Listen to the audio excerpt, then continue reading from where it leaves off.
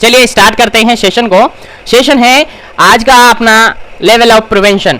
Level of prevention के बारे में हम पढ़ने वाले हैं और हालांकि आप सबको पता है लेवल ऑफ प्रिवेंशन के रिगार्डिंग ऑलरेडी आपके इस जीवन एजुकेशन ऑनलाइन प्लेटफॉर्म पर सेशन अवेलेबल हैं। बस इतना है कि वो जो सेशन आपके लिए अवेलेबल करवाया गया है वो सेशन थोड़ा प्रैक्टिकली यानी कह सकते हैं कंपेटिटिव एग्जाम्स के लिए इंपॉर्टेंट है ज़्यादातर। बाकी सभी क्लासेस के लिए अवेलेबल है, सब उसको पढ़ सकते हैं। अब हालांकि आपका एग्जाम यूनिवर्सिटी है और यूनिवर्सिटी का एग्जाम थ्योरेटिकल है तो फिर थोड़ा सा लैंग्वेज लिखना होगा जो कि मैं हर क्लास में आपको बताता हूँ। तो इस क्लास को मैं थोड़ा सा फिर से रिपीट करता हूँ, रिवाइंड करता हूँ और इसके अंदर थोड़ा सा कुछ मैटर मैंने ऐड किया है और इसको अपन डिटेल से देख सकते हैं। अगर इस क्लास में थोड़ा सा डाउट रहता है तो वो लास्ट क्लास भी आप देख ले ताकि दोनों क्लासेस से मिलकर आपका बिल्कुल जो भी डाउट है वो क्लियर हो जाए।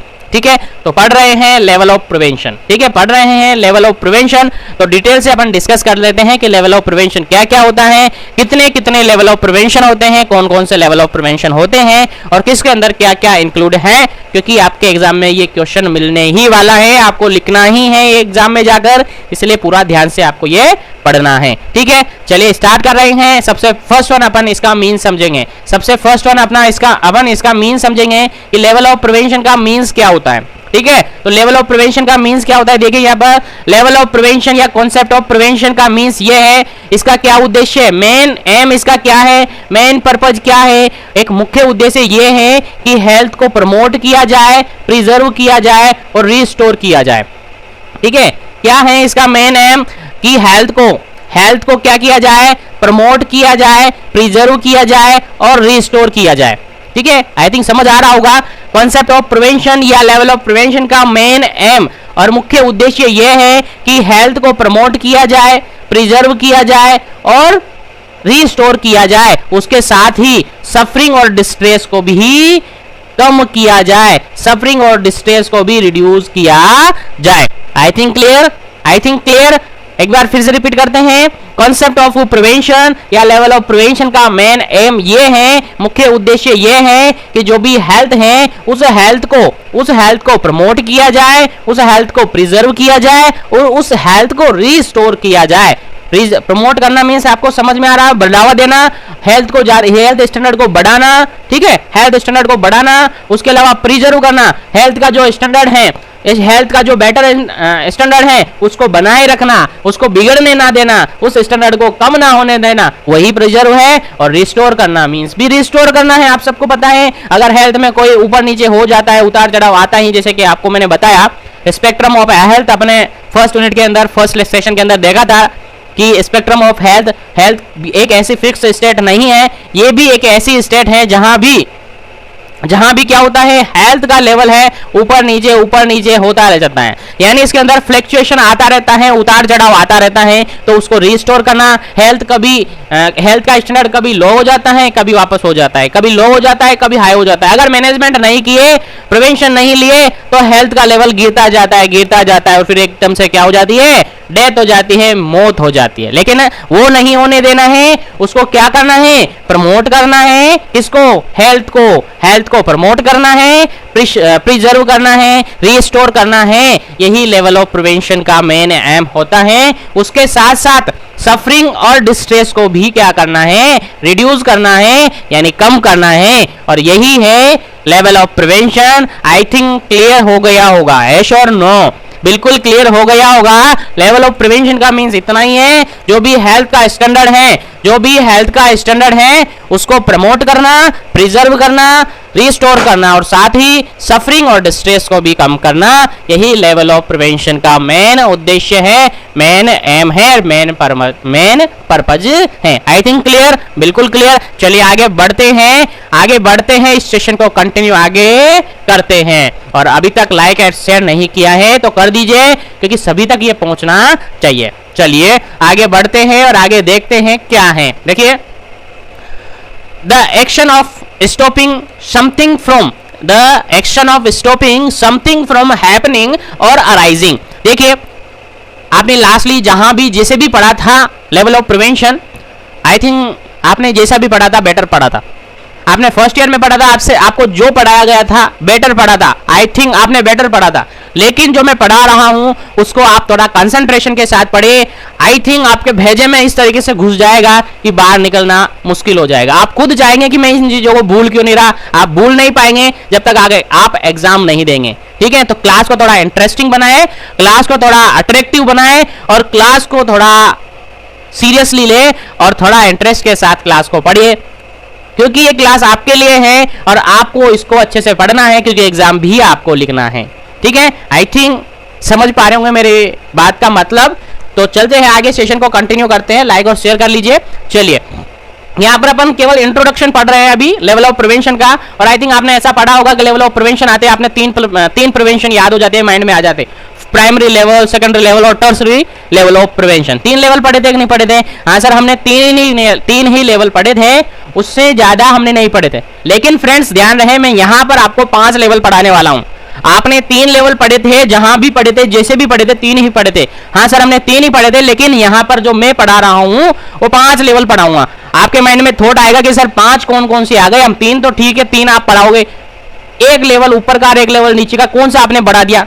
तो वेट कीजिए, आपको वो भी पता चलेगा और उनके रिगार्डेड भी पता चलेगा, और ऐड हुए हैं उनमें क्या क्या इंपॉर्टेंट है वो भी आपको बताया जाएगा। तो कंटिन्यूअसली अपन चलते हैं और अभी इंट्रोडक्शन अपन पढ़ रहे हैं। बोर नहीं होना है और एंजॉय के साथ क्लास लेना है ताकि आपको कंटिन्यूअसली याद रह सके। चलिए पढ़ रहे हैं अपन, the action of stopping something from happening और अराइजिंग। देखिए मीन समझ में आ रहा होगा, एक्शन लेना है किस पर? टू स्टॉप करना है। ठीक है, ऐसा एक्शन लेना है कि स्टॉप किया जाए। क्या किया जाए? Stop something from happening, something from happening और अराइजिंग। कुछ होने से पहले और कुछ उत्पन्न होने से पहले आपको ऐसा एक्शन लेना है कि वो स्टॉप हो जाए। आई थिंक एग्जाम्पल देते हैं, एग्जाम्पल से आई थिंक आपको क्लियर हो जाएगा। आई थिंक आप देख पा रहे होंगे, ये एक पर्सन है।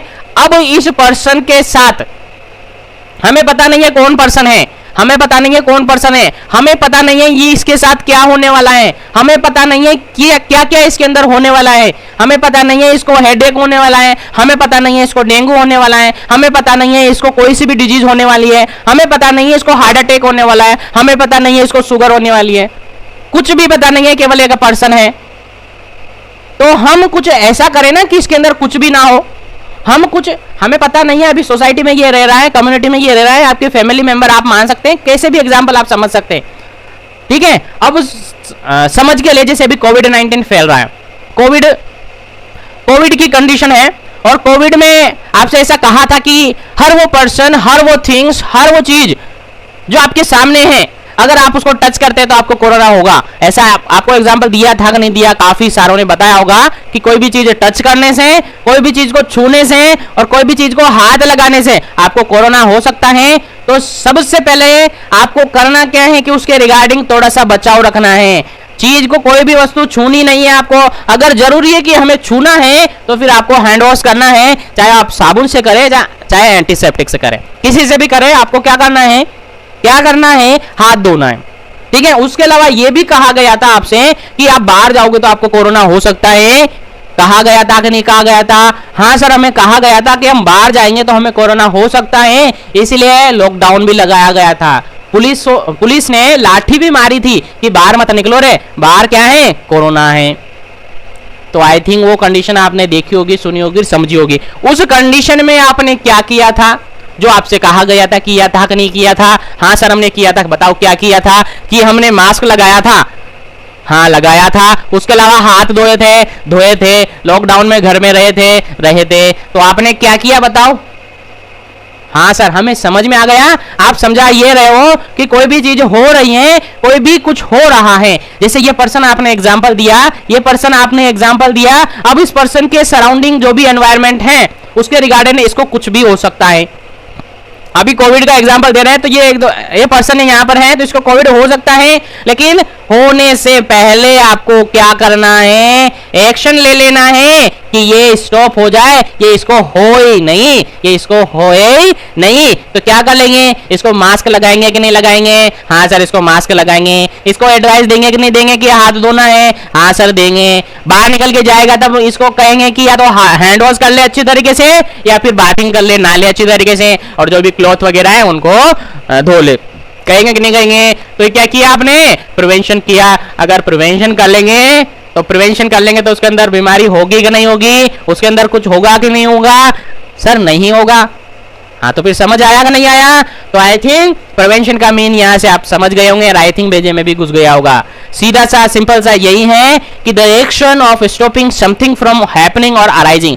कुछ भी होने से पहले कुछ ऐसा एक्शन लेते हैं जिससे वो नहीं हो, उसके होने से पहले हम उसको क्या कर दे? स्टॉप कर दे, ताकि उसका सामना हमें नहीं करना पड़े। और यही क्या है? लेवल ऑफ प्रिवेंशन है। फिर आपके माइंड में थॉट आएगा कि सर हमने तो ऐसे लेवल ऑफ प्रिवेंशन पढ़े थे जिसमें हो भी गया था। जैसे कोई डिजीज कंडीशन होगी किसी पर्सन को, अब उसका ट्रीटमेंट कर रहे हैं, तो वो प्रिवेंशन थोड़ी है। तो बताएंगे परेशान क्यों होते हो? बताएंगे वो भी प्रिवेंशन नहीं है तो क्या है, सब बताएंगे। आगे बढ़ते हैं, क्लास को कंटिन्यू आगे करते हैं। लाइक एंड शेयर नहीं किया है तो कर लीजिएगा। चलिए एक और इंट्रोडक्शन के टाइप में एक छोटी सी डेफिनेशन और आपके सामने देखिए। The act of stopping, same like lastly जो अपने डेफिनेशन डिस्कस की, सेम उसी की जैसी है। The act of stopping something from happening और स्टॉपिंग समथिंग फ्रॉम हैपनिंग और stopping someone from doing something. देखिए यहां पर लिखा हुआ है the act of stopping. Act करना है यानी स्टॉप करना है, कुछ भी होने से पहले उसको रोकने की कोशिश करना है, उसके अगेंस्ट एक्शन लेना है कि वो हुए ही नहीं। ठीक है, उसके अलावा of stopping someone from doing something, और स्टॉप करना है कि कोई कुछ करे उससे पहले उसको स्टॉप करना है ताकि हमें उसका सामना नहीं करना पड़े। आई थिंक क्लियर, बिल्कुल क्लियर हो गया होगा। कुछ भी होने से पहले आपको थोड़ा सा एक्शन लेना है, उसको स्टॉप कर देना है। और कुछ भी कोई कुछ भी कर रहा है तो उसको भी आपको क्या कर देना है?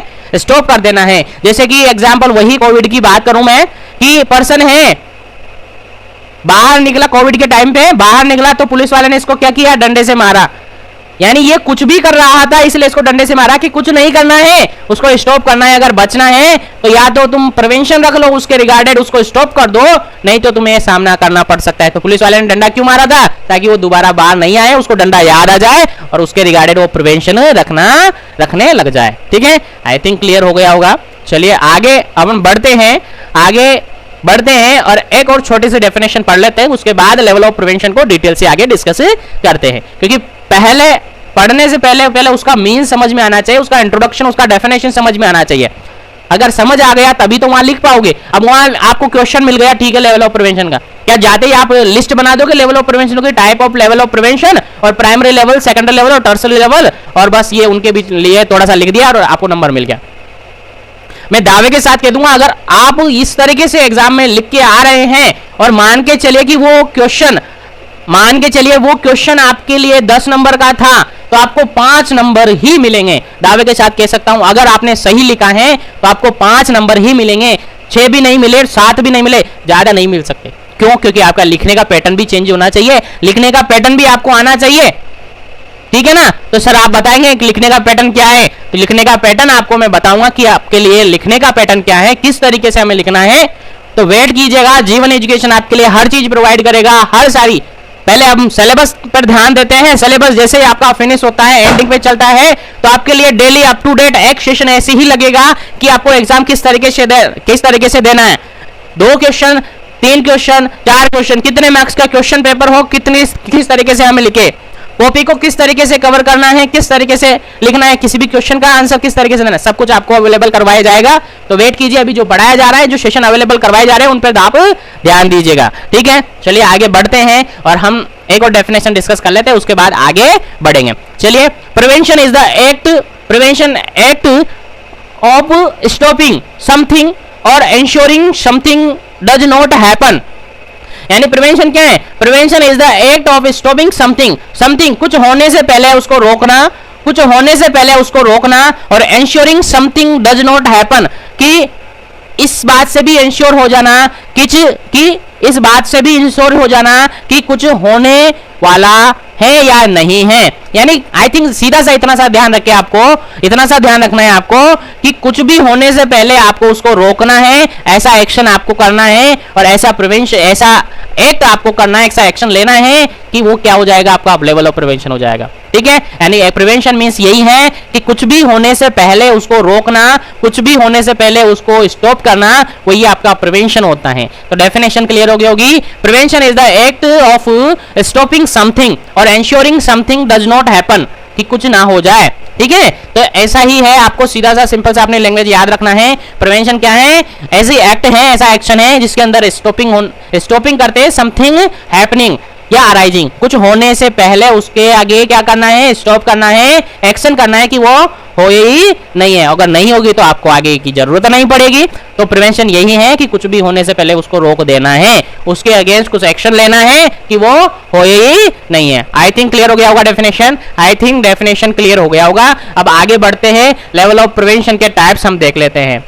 अब यहां पर आपको थोड़ा सा डाउट हो सकता है कि सर हमने लेवल ऑफ प्रिवेंशन के 3 लेवल पढ़े थे, आपने यहां पर 5 लेवल रखे, ये 5 में क्या क्या आएगा, तो डिस्कस करेंगे आगे। वेट कीजिएगा, थोड़ा सा तसल्ली रखिए, आगे क्या क्या आएगा। देखिए मैंने साफ साफ यहां पर भी लिखा हुआ है, type of level of prevention हम पढ़ रहे हैं, इसके अंदर लिखा हुआ है most commonly 3 type of level of prevention. Mostly 3 level of prevention है जो कि तो आपको याद रखना ही रखना है। 3 लेवल ऑफ प्रिवेंशन है जो कि आपको याद रखना ही रखना है।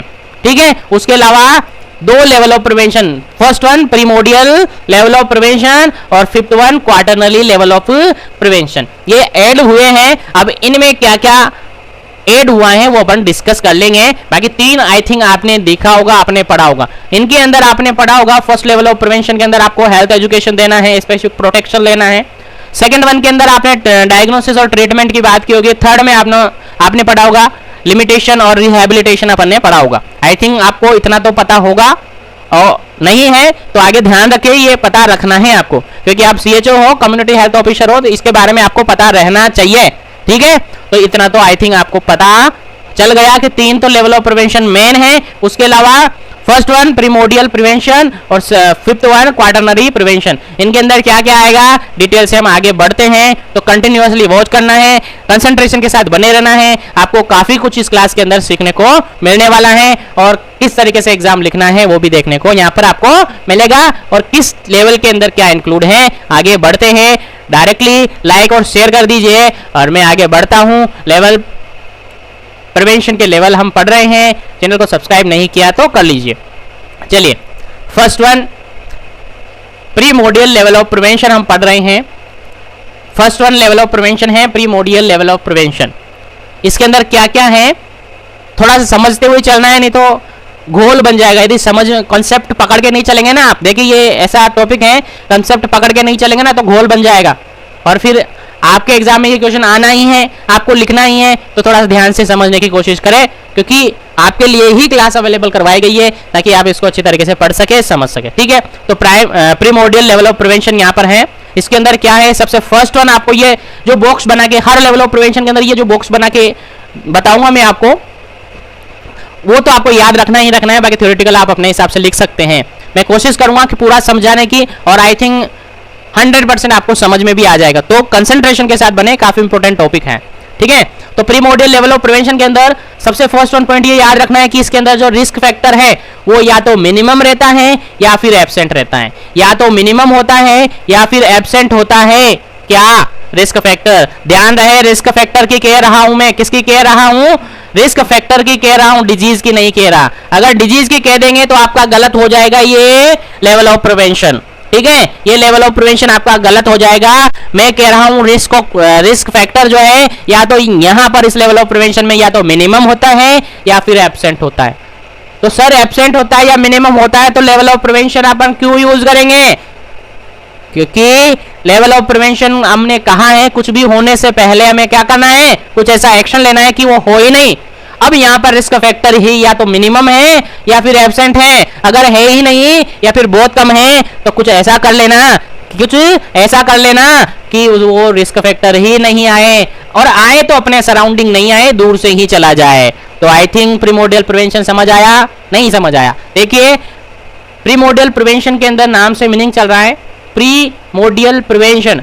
प्रीमोडियल प्रिवेंशन आपने आई थिंक नहीं पढ़ा होगा, और जिन्होंने कंपेटिटिव एग्जाम्स की तैयारी की होगी उन्होंने थोड़ा कहीं ना कहीं इसके रूप में पढ़ा होगा। लेकिन अभी तक 3 लेवल ऑफ प्रिवेंशन आपने पढ़ रखे हैं। ये एक्स्ट्रा में है तो इसको समझने की कोशिश करना है, आपको क्लियर करना है, क्योंकि आप हेल्थ पर्सनल हैं तो आपको ये सारी जानकारी होना चाहिए। प्रैक्टिकली और थ्योरेटिकली आपको ये जानकारी होनी ही चाहिए, ठीक है, तो ध्यान रखें। तो pre module level of prevention के अंदर क्या होता है, मिनिमम या फिर absent risk factor. Risk factor है या तो होता ही नहीं है, और होता है तो बहुत ही मिनिमम होता है। अब ठीक है सर, ये होता ही नहीं है और होता है तो मिनिमम होता है, तो हम क्या करें, हम ये करें कि जितना होता है उसके रिगार्डेड भी आप क्या कर लें, जिसके रिगार्डेड भी क्या कर ले, प्रिवेंशन रख ले। भाई है ही नहीं तो कोशिश ये करें ना कि रिस्क फैक्टर आए ही नहीं अपने पास।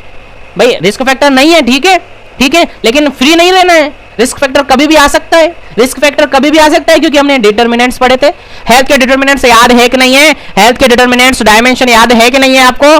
हाँ सर, हमें तो हेल्थ के डिटर्मिनेंट्स और डायमेंशंस याद है, तो मैंने वहां कहा था कि इनमें थोड़ी सी भी एबनॉर्मलिटीज हो सकती है तो आपको डिजीज कंडीशन का सामना करना पड़ सकता है। कहा था कि नहीं कहा था? हाँ सर आपने कहा था, तो वही रिस्क फैक्टर हो सकते हैं कि नहीं हो सकते?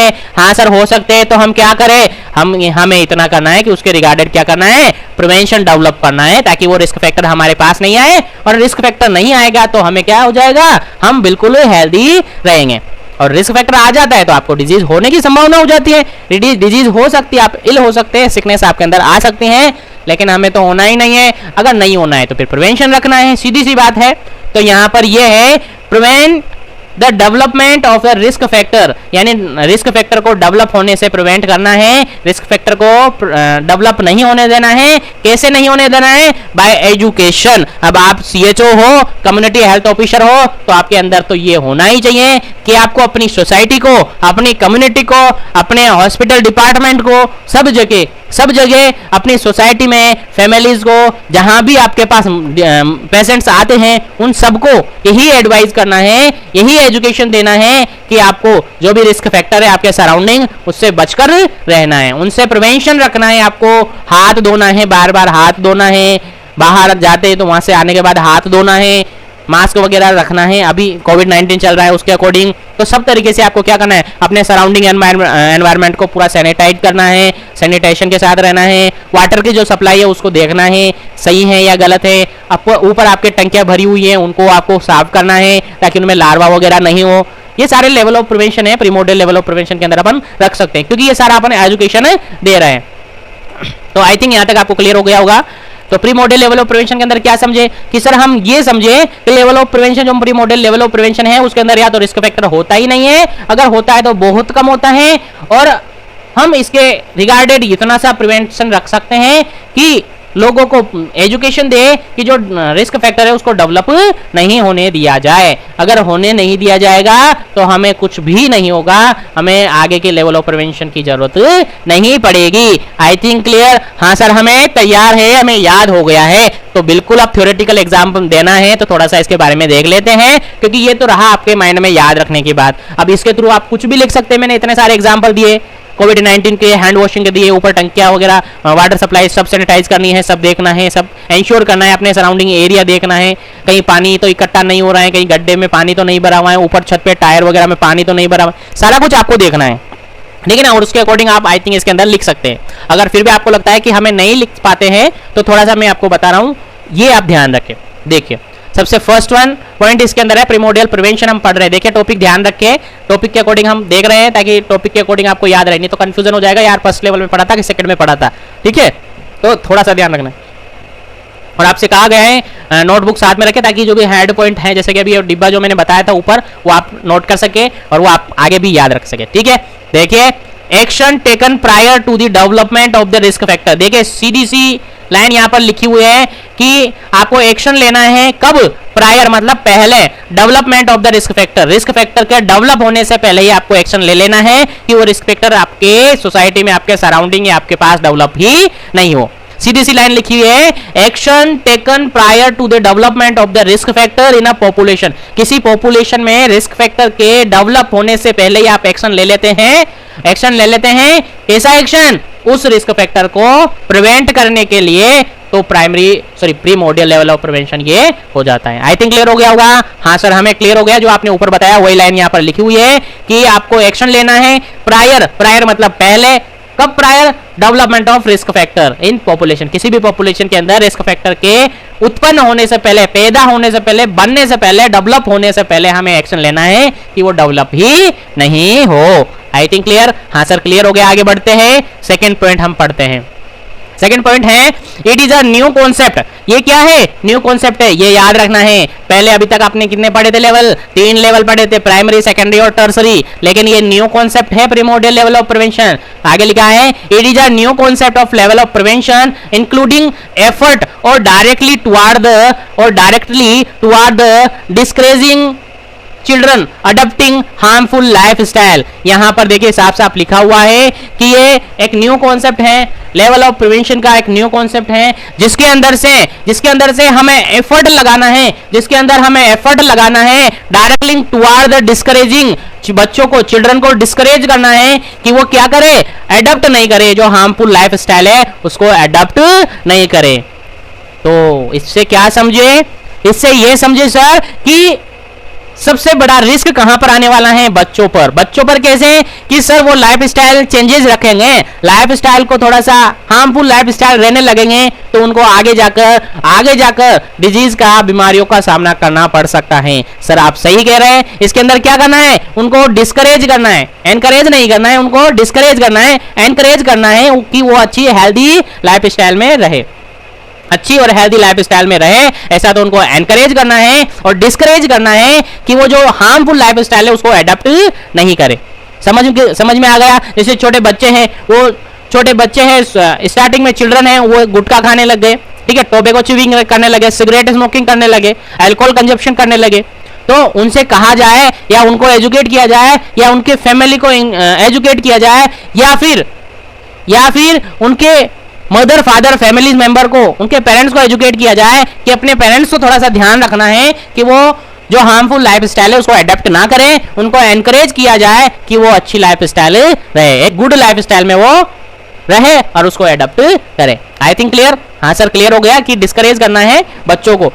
अब आप तो डिस्करेज करना मतलब तो गलत बात हो गई ना सर, तो गलत बात के लिए तो डिस्करेज कर रहे हैं अपन, उनसे कह रहे हैं कि आप जो गलत इंफॉर्मेशन है, जो गलत लाइफस्टाइल है, हार्मफुल लाइफस्टाइल है, उसको अडॉप्ट नहीं करना है। आपको एक बेटर लाइफस्टाइल अडॉप्ट करनी है। आपको सिगरेट स्मोकिंग नहीं करना है, अल्कोहल कंजप्शन नहीं करना है। अगर किसी के पेरेंट्स अल्कोहल कंजप्शन कर रहे हैं तो आपने देखा होगा कि अगर पेरेंट्स यानी फादर स्मोकिंग कर रहा है तो उसके बच्चे भी स्मोकिंग करना सीख जाते हैं। ऐसा देखा होगा ना आपने। लेकिन आपको क्या करना है? थोड़ा सा ध्यान रखना है, पेरेंट्स को भी समझाना है कि आप उनके सामने, अगर करते भी हैं आप स्मोकिंग तो उनके सामने ना करें और उनको डिस्करेज किया जाए कि वो ऐसे हार्मफुल लाइफस्टाइल को अडॉप्ट ना करे। क्योंकि अगर आप उनके सामने स्मोकिंग करेंगे तो वो समझेंगे यार हार्मफुल नहीं है। अगर हार्मफुल होती तो ये पापा भी नहीं करते, मेरे फादर भी नहीं करते, इसको नहीं करते ना।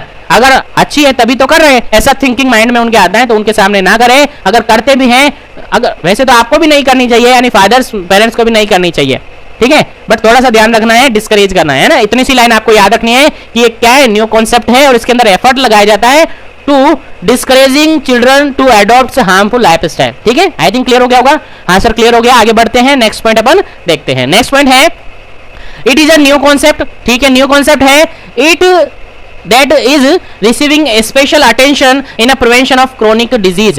प्रिवेंशन ऑफ क्रोनिक डिजीज, यानी जो भी क्रोनिक डिजीज होती हैं उसके रिगार्डेड इसके अंदर स्पेशल अटेंशन रखे जाते हैं। स्पेशल अटेंशन रखे जाने हैं, कैसे अटेंशन रखे जाने हैं पढ़ते हैं, समझ में आएगा। अभी देखिए स्पेशल अटेंशन ऐसे, जैसे कि आपने सुना होगा जो एनसीडीज है, एनसीडीज मतलब नॉन कम्युनिकेबल डिजीजेज हैं, नॉन कम्युनिकेबल डिजीजेज हैं एनसीडी आपने पढ़ी होगी, नहीं पढ़ी तो आगे पढ़ लेंगे अपन, अपने पास सिलेबस में है। Non communicable disease like hypertension देखिए आप, लाइक हाइपरटेंशन देखिए आप, लाइक डायबिटीज देखिए आप, लाइक डायबिटीज देखिए आप, उसके अलावा कैंसर आप देखिए, उसके अलावा कैंसर आप देखिए। ठीक है, तो ये ऐसी कंडीशन है, ये ऐसी कंडीशन है जो कि क्या है, एनसीडी है, कम्युनिकेबल नहीं है, ये कम्युनिकेशन से नहीं होगी तो फिर ये कब होगी? तो फिर यही ध्यान रखना है कि सर हमें इस तरीके से लाइफ स्टाइल रखनी है, बच्चों से लेकर स्टार्टिंग से लेकर ही लाइफ स्टाइल को अपना इस तरीके से रखनी है कि हमें ये बीमारियां नॉन कम्युनिकेबल डिजीज आगे नहीं हो। तो कह सकते हैं कि जो pre model level of prevention है वो नॉन कम्युनिकेबल डिजीजेस के लिए काफी अच्छा है। नॉन कम्युनिकेबल डिजीजेस के रिगार्डिंग प्राइमरी जो pre model level of prevention है वो बेस्ट लेवल ऑफ प्रिवेंशन माना जाता है। I think clear? हाँ सर क्लियर हो गया। तो हमें क्रोनिक डिजीज होने के लिए क्रोनिक डिजीज से बचने के लिए प्रीमोडियल लेवल ऑफ प्रिवेंशन रखना होगा, प्रीमोडियल लेवल ऑफ प्रिवेंशन रखना होगा। जैसे कि आपने सुना होगा एमआई के बारे में, मायोकार्डियल इंफार्क्शन आपने सुना होगा। हाँ सर हमने सुना है। क्या है ये सर? हार्ट अटैक हम कह सकते हैं। हार्ट अटैक कब आएगा रे? हार्ट अटैक कब आएगा? हार्ट अटैक तब आएगा जब उसकी लाइफस्टाइल शुरू से ही खराब रही। खराब कैसे? खराब कैसे? उसका न्यूट्रिशनल पैटर्न डिस्टर्ब था पहले तो, उसके अलावा उसकी लाइफ के अंदर स्ट्रेसफुल कंडीशंस रही है। हाँ सर ऐसा हुआ है। अगर वो न्यूट्रिशन ज्यादा, न्यूट्रिशन यानी कि फैट और कार्बोहाइड्रेट ज्यादा लेता है, मोस्टली फैट, तो उसके अंदर चांसेस माने जाते हैं कि एमआई हो सकता है। वो स्मोकिंग कर रहा है, अल्कोहल कर रहा है, तो हो सकता है कि उसके अंदर एमआई हो सकता है। तो ये रिस्क फैक्टर है। तो हमें प्राइमोडियल प्रिवेंशन के अंदर इतना ही करना है कि रिस्क फैक्टर को जनरेट नहीं होना है। रिस्क फैक्टर क्या है? अरे सर रिस्क फैक्टर स्मोकिंग करना, स्मोकिंग एक रिस्क फैक्टर है, अल्कोहल एक रिस्क फैक्टर है, एक्सरसाइज नहीं करेंगे तो ये रिस्क फैक्टर है कि नहीं है? हाँ सर ये रिस्क फैक्टर है। तो मेरे कहने का मीन्स यही है, आप रिस्क फैक्टर को दूर रखें, रिस्क फैक्टर को डेवलप नहीं होने दे। अगर रिस्क फैक्टर डेवलप नहीं होगा तो आगे की कंडीशन ही नहीं होगी, हमें आगे के लेवल ऑफ प्रिवेंशन की जरूरत ही नहीं पड़ेगी। हाँ सर आपने ये तो सही कहा है। लेवल ऑफ प्रिवेंशन के अंदर, प्रीमोडियल लेवल ऑफ प्रिवेंशन के अंदर अपन पढ़ रहे थे कि रिस्क फैक्टर या तो होता नहीं है, अगर होता है तो मिनिमम होता है। तो हमें इतना सा काम करना है कि उनको प्रिवेंट करना है कि वो डेवलप ही नहीं हो। अगर डेवलप नहीं होंगे तो आगे की प्रोसेस नहीं होगी। तो आई थिंक समझ आएगा, आ गया होगा। It is a new concept that receiving the special attention in the prevention of the chronic disease, यानी क्रोनिक डिजीज के रिगार्डिंग भी एक काफी अच्छा कॉन्सेप्ट है ये प्रीमोडियल। ठीक है आगे देखते हैं। Life style modification, directly competitive exam में क्वेश्चन पूछा जाता है। लाइफ स्टाइल मॉडिफिकेशन या लाइफ मॉडिफिकेशन जो लेवल ऑफ प्रिवेंशन है वो कौन सा लेवल ऑफ प्रिवेंशन है? डायरेक्टली आंसर जाता है प्रीमोडियल लेवल ऑफ प्रिवेंशन। ठीक है तो अगर अभी भी आप कंपेटिटिव एग्जाम की प्रिपरेशन कर रहे हैं तो ध्यान रखें, काफी इंपॉर्टेंट क्वेश्चन है। लाइफ तो प्रीमोडियल लेवल ऑफ प्रिवेंशन के अंदर क्या है? Life style modification. Life style modification क्यों सर? कि सर हमें तो क्या करना है, जो रिस्क फैक्टर है उसको पास में ही नहीं आने देना है, रिस्क फैक्टर को बनने ही नहीं देना है। तो रिस्क फैक्टर को बनने ही नहीं देना है तो लाइफ मॉडिफिकेशन करेंगे कि नहीं करेंगे? करेंगे सर। अभी थोड़ी देर पहले आपने कहा कि बच्चों को डिस्करेज करना है हार्मफुल लाइफस्टाइल लेने के लिए, तो हार्मफुल लाइफस्टाइल नहीं देंगे तो उनको अच्छी लाइफस्टाइल देंगे। तो लाइफस्टाइल अच्छी देंगे मतलब उनकी लाइफ स्टाइल क्या करेंगे? मॉडिफिकेशन करेंगे। यानी उनसे कहेंगे कि स्मोकिंग नहीं करना है, अवॉइड करना है, अल्कोहल नहीं लेना है, अवॉइड करना है, एक्सरसाइज करनी है, योगा करना है, अच्छा न्यूट्रिशन लेना है। हाँ सर ये हमारे समझ में आ गया। हाँ सर ये हमारे समझ में आ गया कि हमें लाइफ स्टाइल क्या करनी है? मॉडिफाई करनी है। हमें स्मोकिंग नहीं करनी है, हमें अल्कोहल नहीं लेना है, हमें एक्सरसाइज करनी है, हमें योगा करना है, हमें न्यूट्रिशन लेना है। ये हमारी लाइफ मॉडिफाई करता है और हमें क्या करता है? रिस्क फैक्टर से दूर रखता है। आई थिंक यहां तक क्लियर, आई थिंक यहां तक आपको क्लियर हो गया होगा। अब जस्ट अ मिनट, 2 मिनट रुकिए।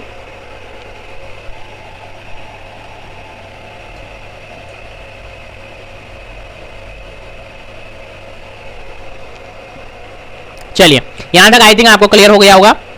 आगे हम बढ़ते हैं और इसी लेवल ऑफ प्रिवेंशन के रिगार्डेड कुछ पॉइंट्स और हैं उनको डिस्कस करते हैं, फिर आगे के लेवल ऑफ प्रिवेंशन के बारे में डिस्कस करेंगे। तो लाइफ मॉडिफिकेशन हो गया। हाँ सर हमें समझ में आ गया। आगे देखिए, primordial level of prevention is the best level of prevention for the non communicable disease. हाँ सर ये आपने अभी बता दिया कि non communicable level of prevention के रिगार्डेड ये primordial level of prevention best level of prevention के अंदर आता है।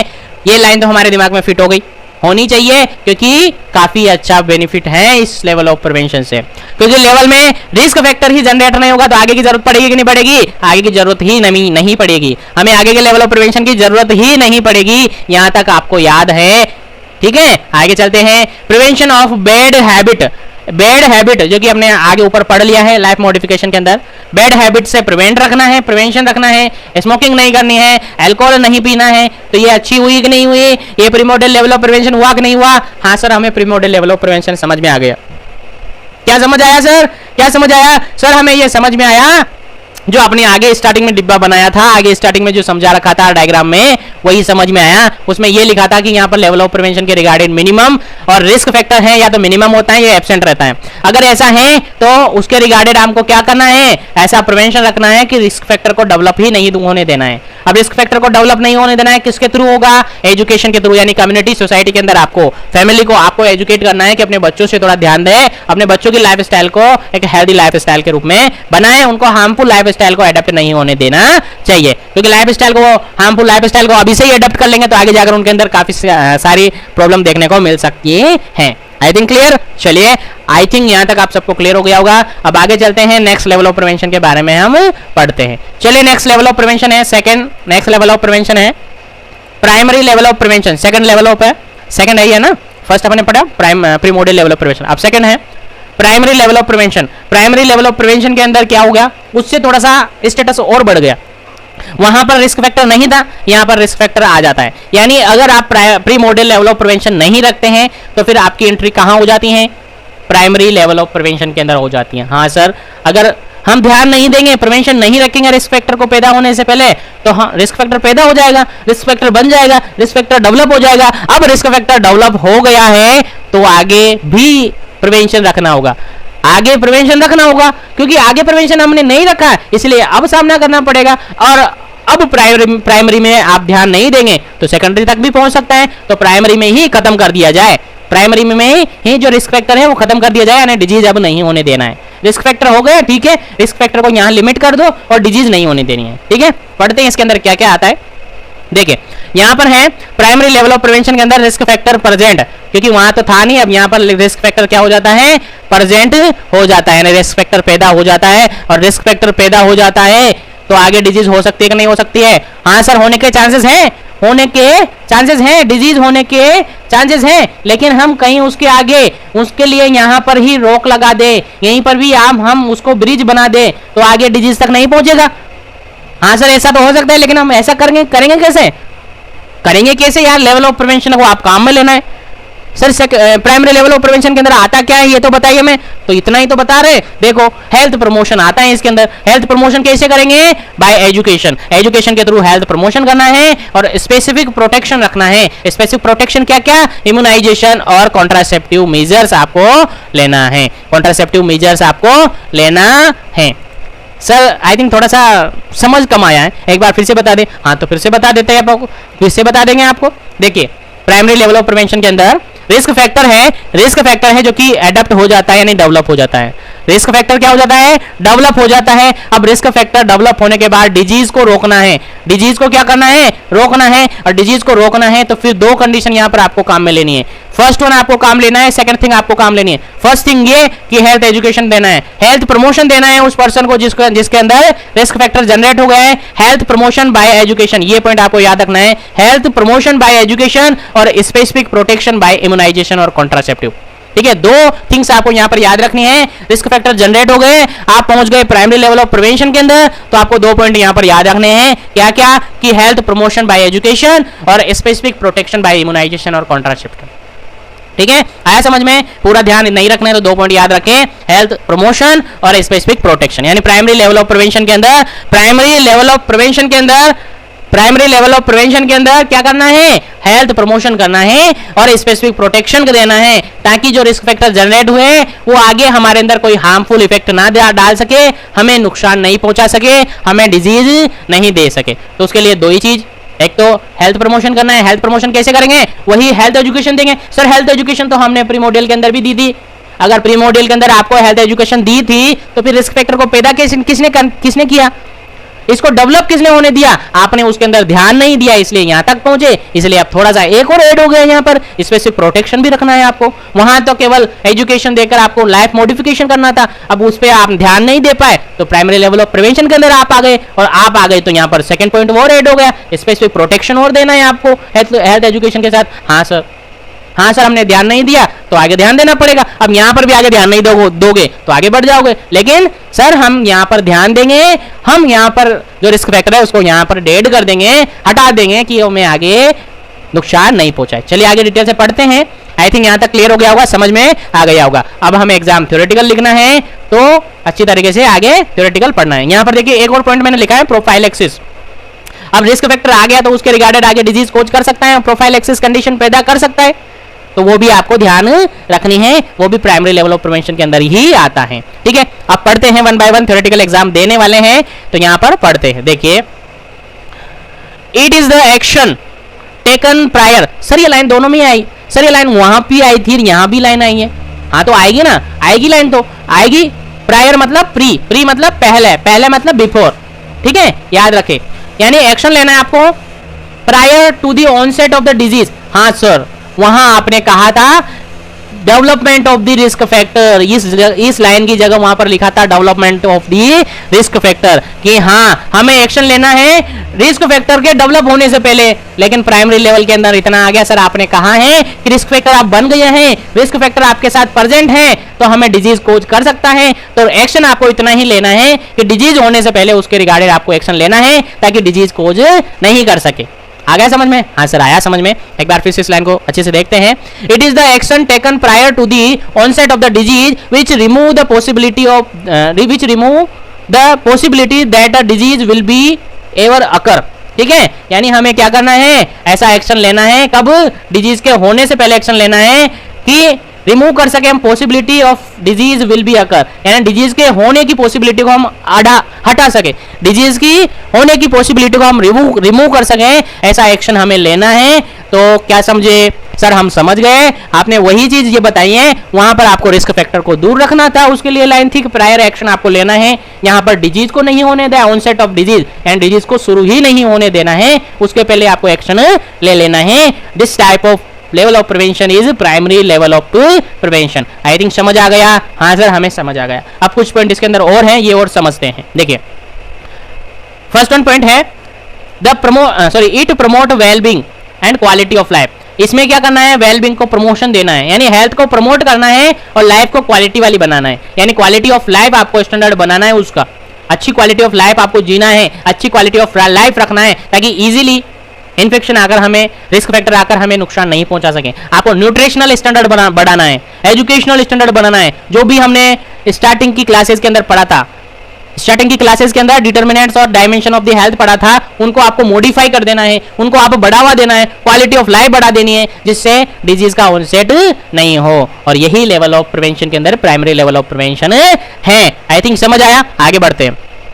Primary level of prevention is applied when a risk factor are present. देखिए यहाँ पर साफ साफ लिखा है कि प्राइमरी लेवल ऑफ प्रिवेंशन कब अप्लाइड होती है, जब रिस्क फैक्टर क्या हो जाता है, जनरेट हो जाता है, यानी प्रेजेंट हो जाता है, but disease has not at taken place. लेकिन अभी डिजीज नहीं हुई है, अभी रिस्क फैक्टर प्रेजेंट हुआ है, रिस्क फैक्टर आया है, लेकिन अभी डिजीज नहीं हुई है, ऐसी कंडीशन में प्राइमरी लेवल ऑफ प्रिवेंशन है अप्लाइड हो जाता है, प्राइमरी लेवल ऑफ प्रिवेंशन है अप्लाइड हो जाता है। I think clear? हाँ सर हमें यहाँ तक क्लियर हो गया। आगे बढ़ते हैं, आगे देखते हैं। It signify intervention in the pre pathogenesis phase of the disease और हेल्थ प्रॉब्लम। यानी ये क्या है, एक तरह का इंटरवेंशन है प्री पैथोजेनेसिस, यानी अभी पैथोजेनेसिस, पैथोजन तो प्रेजेंट है लेकिन पैथोजेनेसिस प्रोसेस नहीं हुई है, डिजीज नहीं हुई है। एक डिजीज की फेजेस होती है, अलग अलग फेजेस होती है, प्री पैथोजेनिक फेज है, यानी अभी फैक्टर्स हैं, रिस्क फैक्टर है, लेकिन अभी डिजीज खोज नहीं की गई है, उससे पहले हम इंटरवेंशन ले लेते हैं। तो this type of prevention, level of prevention, कौन से लेवल ऑफ प्रिवेंशन है,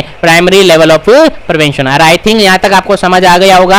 हाँ सर हमें यहाँ तक आपने जो समझाया वो समझ आ गया। अब समझ में आ गया तो यहाँ पर दो थिंग्स जो स्टार्टिंग में बताई थी प्राइमरी लेवल ऑफ प्रिवेंशन के अंदर क्या क्या इंक्लूड है, उसके बारे में देखते हैं। तो प्राइमरी लेवल ऑफ प्रिवेंशन के अंदर कौन कौन सी दो थिंग्स इंक्लूड थी। फर्स्ट वन थिंग यहाँ पर लिखा हुआ है, there are two component of primary level of prevention, यानी प्राइमरी प्रिवेंशन के रिगार्डेड दो कंपोनेंट यहाँ पर हैं, एक तो हेल्थ प्रमोशन, दूसरा स्पेसिफिक प्रोटेक्शन। हेल्थ प्रमोशन किसके रिगार्डेड, हेल्थ प्रमोशन किसके रिगार्डेड, रिस्क फैक्टर जनरेट हो गया, अब रिस्क फैक्टर से डिजीज कोज नहीं हो, उसके रिगार्डेड आपको हेल्थ प्रमोशन देना है, अपने स्टैंडर्ड को बढ़ाना है, हेल्थ के रिगार्डेड आपके स्टैंडर्ड को बढ़ाना है, हेल्थ स्टैंडर्ड को बढ़ाएंगे, हेल्थ के लेवल को बढ़ाएंगे, तो जो इन्फेक्शन करने वाला है रिस्क फैक्टर है वो आपको नुकसान नहीं पहुंचा देगा। तो उसके रिगार्डेड क्या करना है, आपको हेल्थ एजुकेशन देना है कम्युनिटी सोसाइटी को। तो हमने प्री मॉडल के अंदर भी हेल्थ एजुकेशन दिया था, लेकिन वहां एजुकेशन ऐसा दिया था कि हमें रिस्क फैक्टर को बनने नहीं देना है। यहाँ पर हम एजुकेशन कैसा देंगे कि रिस्क फैक्टर तो बन चुका है, अब उसके रिगार्डेड आपको थोड़ा सा ध्यान रखना है, आपको थोड़ा सा क्या करना है, ध्यान रखना है कि हमें वो इन्फेक्शन कोज नहीं कर सके, ऐसा एजुकेशन आपको देना है। आगे पढ़ेंगे इसके बारे में डिटेल से। उसके अलावा स्पेसिफिक प्रोटेक्शन आपको देना है, स्पेसिफिक प्रोटेक्शन के सामने इन्फेक्शन है, हमें उससे स्पेसिफिक प्रोटेक्शन रखना है, तो उसके रिगार्डेड क्या क्या स्पेसिफिक प्रोटेक्शन रखेंगे वो आगे अपन डिटेल से देखते हैं। चलिए सबसे फर्स्ट पॉइंट अपन डिस्कस कर लेते हैं, health promotion bye education. Health promotion bye education क्या लिखा है, it target at the strengthening the host through the variety of the approaches intervention और हेल्थ एजुकेशन। यानी हमें टारगेट करना है, अब हमें टारगेट करना है प्राइमरी लेवल ऑफ प्रिवेंशन के अंदर ये टारगेट करना है कि जो भी होस्ट है, होस्ट कौन होता है जी, होस्ट कौन होता है? अब यहाँ पर होस्ट बताना पड़ेगा आपको। नहीं सर हमें पता है होस्ट, आपने एपिडेमियोलॉजी के अंदर अच्छी तरीके से समझा दिया था होस्ट कौन होता है, तो बस वही समझे, लास्ट क्लास है याद रखे, जिसने नहीं देखी वो देखिए, कमेंट जिसने नहीं देखी वो देखे, डिस्क्रिप्शन बॉक्स में लिंक है, प्ले लिस्ट में आपको मिल जाएगा। तो यहाँ पर ये कहा जा रहा है कि होस्ट की स्ट्रेंथनिंग को बढ़ाना है आपको, इतना टारगेट करना है आपको। टारगेट अब क्या करना है कि जो भी होस्ट है, जो भी पर्सन है, जो भी मैन है, जो भी पर्सन है उसको होस्ट कहेंगे और होस्ट के स्ट्रेंथनिंग को बढ़ाना है by the variety of the approach, by the variety of the approach, intervention और हेल्थ एजुकेशन। यानी आप उस पर्सन को जहां पर सोसाइटी में रिस्क फैक्टर जनरेट हो चुका है, अब वहां की सोसाइटी को, वहां के एनवायरनमेंट को, वहां के एरिया में ये होस्ट के अंदर ये बढ़ाना है, आपको ये बताना है होस्ट के अंदर क्या करना है, उसकी स्ट्रेंथनिंग को बढ़ाना बाय द अलग अलग तरीके के वहां पर अप्रोचेज आपको बताने हैं, उनको अलग अलग तरीके के एजुकेशन वहां पर देने हैं, अलग अलग तरीके के वहां पर आपको इंटरवेंशन देने हैं कि होस्ट के अंदर इन्फेक्शन ना हो। ये टारगेट आपको करना है। तो सीधी सी लाइन लिखी हुई है कि हेल्थ प्रमोशन या first level of prevention target at the strengthening the host through the variety of the approaches, intervention and health promotion या हेल्थ एजुकेशन। यानी हेल्थ एजुकेशन, इंटरवेंशन और अप्रोचेज के थ्रू आपको होस्ट की स्ट्रेंथनिंग को क्या करना है, बढ़ाना है। यही हेल्थ प्रमोशन के अंदर इंक्लूड होगा। आगे देखें, it is the action that promote the health.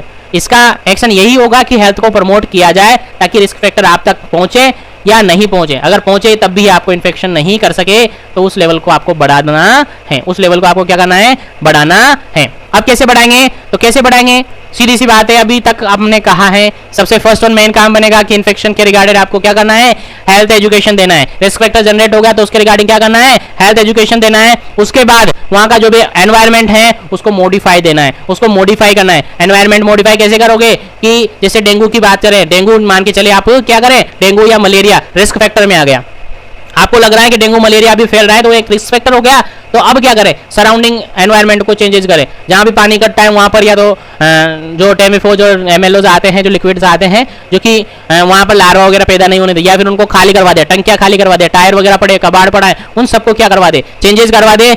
ये क्या है, एनवायरमेंटल मॉडिफिकेशन है। एनवायरमेंट में चेंजेस करें, वहां का मॉडिफिकेशन किया जाए। उसके अलावा न्यूट्रिशनल इंटरवेंशन, वहां कहा जाए कि आपको ये न्यूट्रिशन अब लेना है, क्योंकि जो इन्फेक्शन आपके सामने है, जो रिस्क फैक्टर आपके यहाँ जनरेट हुआ है वो डायरेक्टली आपको कोज कर सकता है इन्फेक्शन, इसलिए जो न्यूट्रिशन है वो चेंजेस कर ले। न्यूट्रिशन के अंदर ये मॉडिफिकेशन आपको करना है, ये आपको खाना है, फेट खाना है, कार्बोहाइड्रेट खाना है, उसके रिगार्डेड आपको न्यूट्रिशन पैटर्न चेंज करके इंटरवेंट करना है सभी को, ठीक है, जिसके रिगार्डेड रिस्क फैक्टर जनरेट हुआ है। उसके अलावा लाइफस्टाइल मॉडिफिकेशन यहाँ पर आपको कर देना है।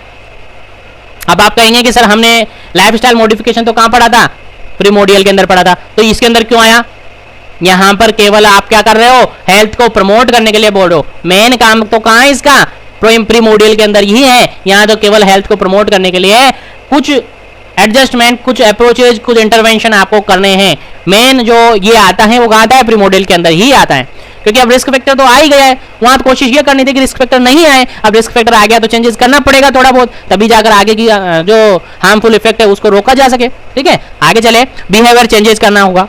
उसके अलावा असेसमेंट ऑफ रिस्क, इंजरी या इलनेस, यदि किसी को इंजरी हो गई, इलनेस हो गई तो उसको असेस करना है और उसके रिगार्डेड इंटरवेंट करना है। उसके अलावा अवॉइडिंग स्मोकिंग, आप कहेंगे कि सर हमने पहले भी कहा था ये तो अवॉइडिंग स्मोकिंग, अरे आगे ध्यान नहीं दिया तभी तो ये कंडीशन हो रही है। अगर यहाँ भी ध्यान नहीं देंगे वो आगे कंडीशन बढ़ जाएगी, तो आगे ऐड होते ही जाएंगे, बाकी मेन काम कहाँ है, वहीं पर है, देखिए, ठीक है। तो avoiding smoking, avoiding alcoholism, maintain एक आइडियल बॉडी वेट, BMI आपको देखना है, बॉडी मास इंडेक्स आपको देखना है, आइडियल बॉडी वेट आपको रखना है, ज्यादा नहीं होने देना है। अगर ज्यादा हो जाता है तो रिस्क बनता है हाइपरटेंशन वगैरह का, ओबेसिटी आ सकती है, तो उसके रिगार्डिंग आप आइडियल एक तरीके से वेट रखें। उसके अलावा पर्सनल हाइजीन आपको देना है, हैंड वॉशिंग करना है, बाथिंग करना है, ठीक है। उसके अलावा एक्सरसाइज और रेस्ट आपको करना है, एक्सरसाइज और रेस्ट आपको करना है। उसके अलावा वाटर प्योरिफिकेशन और सैनिटाइजेशन आपको देखना है, वाटर प्योरिफिकेशन और सैनिटाइजेशन आपको देखना है। उसके अलावा रूटीन हैंड वॉशिंग आपको करना है, रूटीन हैंड वॉशिंग आपको करना है।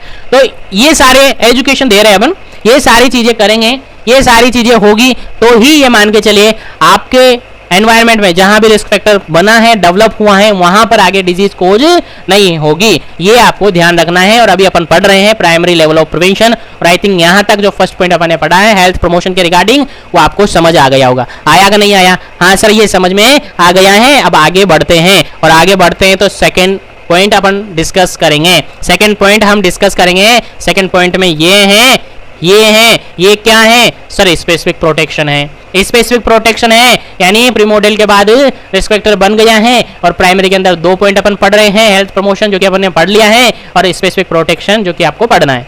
इसके अंदर क्या होता है देखते हैं। It is targeting the prevention of a disease through the specific protection, यानी डिजीज को होने से रोकना है। कुछ स्पेसिफिक इंटरवेंशन हम यहाँ पर काम में लेंगे जिससे डिजीज नहीं होगी। जिससे डिजीज नहीं होगी, या डिजीज नहीं होगी तो ये लेवल ऑफ प्रिवेंशन में कौन सा आएगा? प्राइमरी लेवल ऑफ प्रिवेंशन के अंदर आ जाएगा। अब क्या करेंगे हम? स्पेसिफिक प्रोटेक्शन कौन कौन से लेंगे? तो देखिए ये लिखे हुए हैं आपके सामने। सबसे फर्स्ट ऑन कॉन्ट्रासेप्टिव्स यूज करेंगे। Contraceptive method to prevent the STD, sexual transmitted disease होने से रिगार्डेड आप कॉन्ट्रासेप्टिव मेथड्स यूज करेंगे ताकि एसटीडी नहीं हो। उसके अलावा वैक्सीनेशन करेंगे, इम्यूनाइजेशन करेंगे। यहां से क्वेश्चन आता है कंपटीटिव एग्जाम में। Immunisation include in which level of prevention? That is primary level of prevention. ठीक है, आया समझ में? हाँ सर, आ गया हमें समझ में। उसके अलावा पीपीईज काम में लेंगे, पर्सनल प्रोटेक्शन इक्विपमेंट जो पीपी किट पहनते हैं, अभी कोविड के 19 में पहने थे काफी, तो वो आप यूज करेंगे। विटामिन ए का प्रोफाइलैक्सिस आप देंगे, डोज देंगे, वैक्सीन देंगे। उसके अलावा क्वारंटाइन करेंगे। अगर पर्सन को कम्युनिकेशन हो सकता है, डिजीज फैक्टर्स आपके सामने प्रेजेंट है, रिस्क फैक्टर प्रेजेंट है, तो क्वारंटाइन कर सकते हैं, क्वारंटाइन ऑफ डिजीज। उसके अलावा genetic counselling and surgical and washing करेंगे। उसके अलावा use of helmet to prevent accident, ये भी काफी बार एग्जाम में पूछा हुआ है कॉम्पिटिटिव एग्जाम्स में, कि अगर कोई पर्सन है हेलमेट पहनता है ड्यूरिंग ड्राइविंग एक्सीडेंट से बचने के लिए, तो किस लेवल ऑफ प्रिवेंशन के अंदर आता है? तो प्राइमरी लेवल ऑफ प्रिवेंशन के अंदर आता है। तो जो अभी अपन ने पढ़े हैं वो स्पेसिफिक प्रोटेक्शन है। प्राइमरी लेवल ऑफ प्रिवेंशन के अंदर अपन ने बात की हेल्थ प्रमोशन की, जो कि एजुकेशन के थ्रू हमने हेल्थ प्रमोट किया। उसके अलावा सेकेंडरी इसी के अंदर स्पेसिफिक प्रोटेक्शन सेकंड पॉइंट था, उसके अंदर हमने कुछ स्पेसिफिक प्रोटेक्शन कैसे देंगे कि डिजीज कंडीशन हमारे अंदर नहीं हो, वो अपन ये एग्जांपल हमने बता दिए। और आई थिंक यहाँ तक आपको क्लियर हो गया होगा, और आई थिंक आप सबको समझ में आ गया होगा।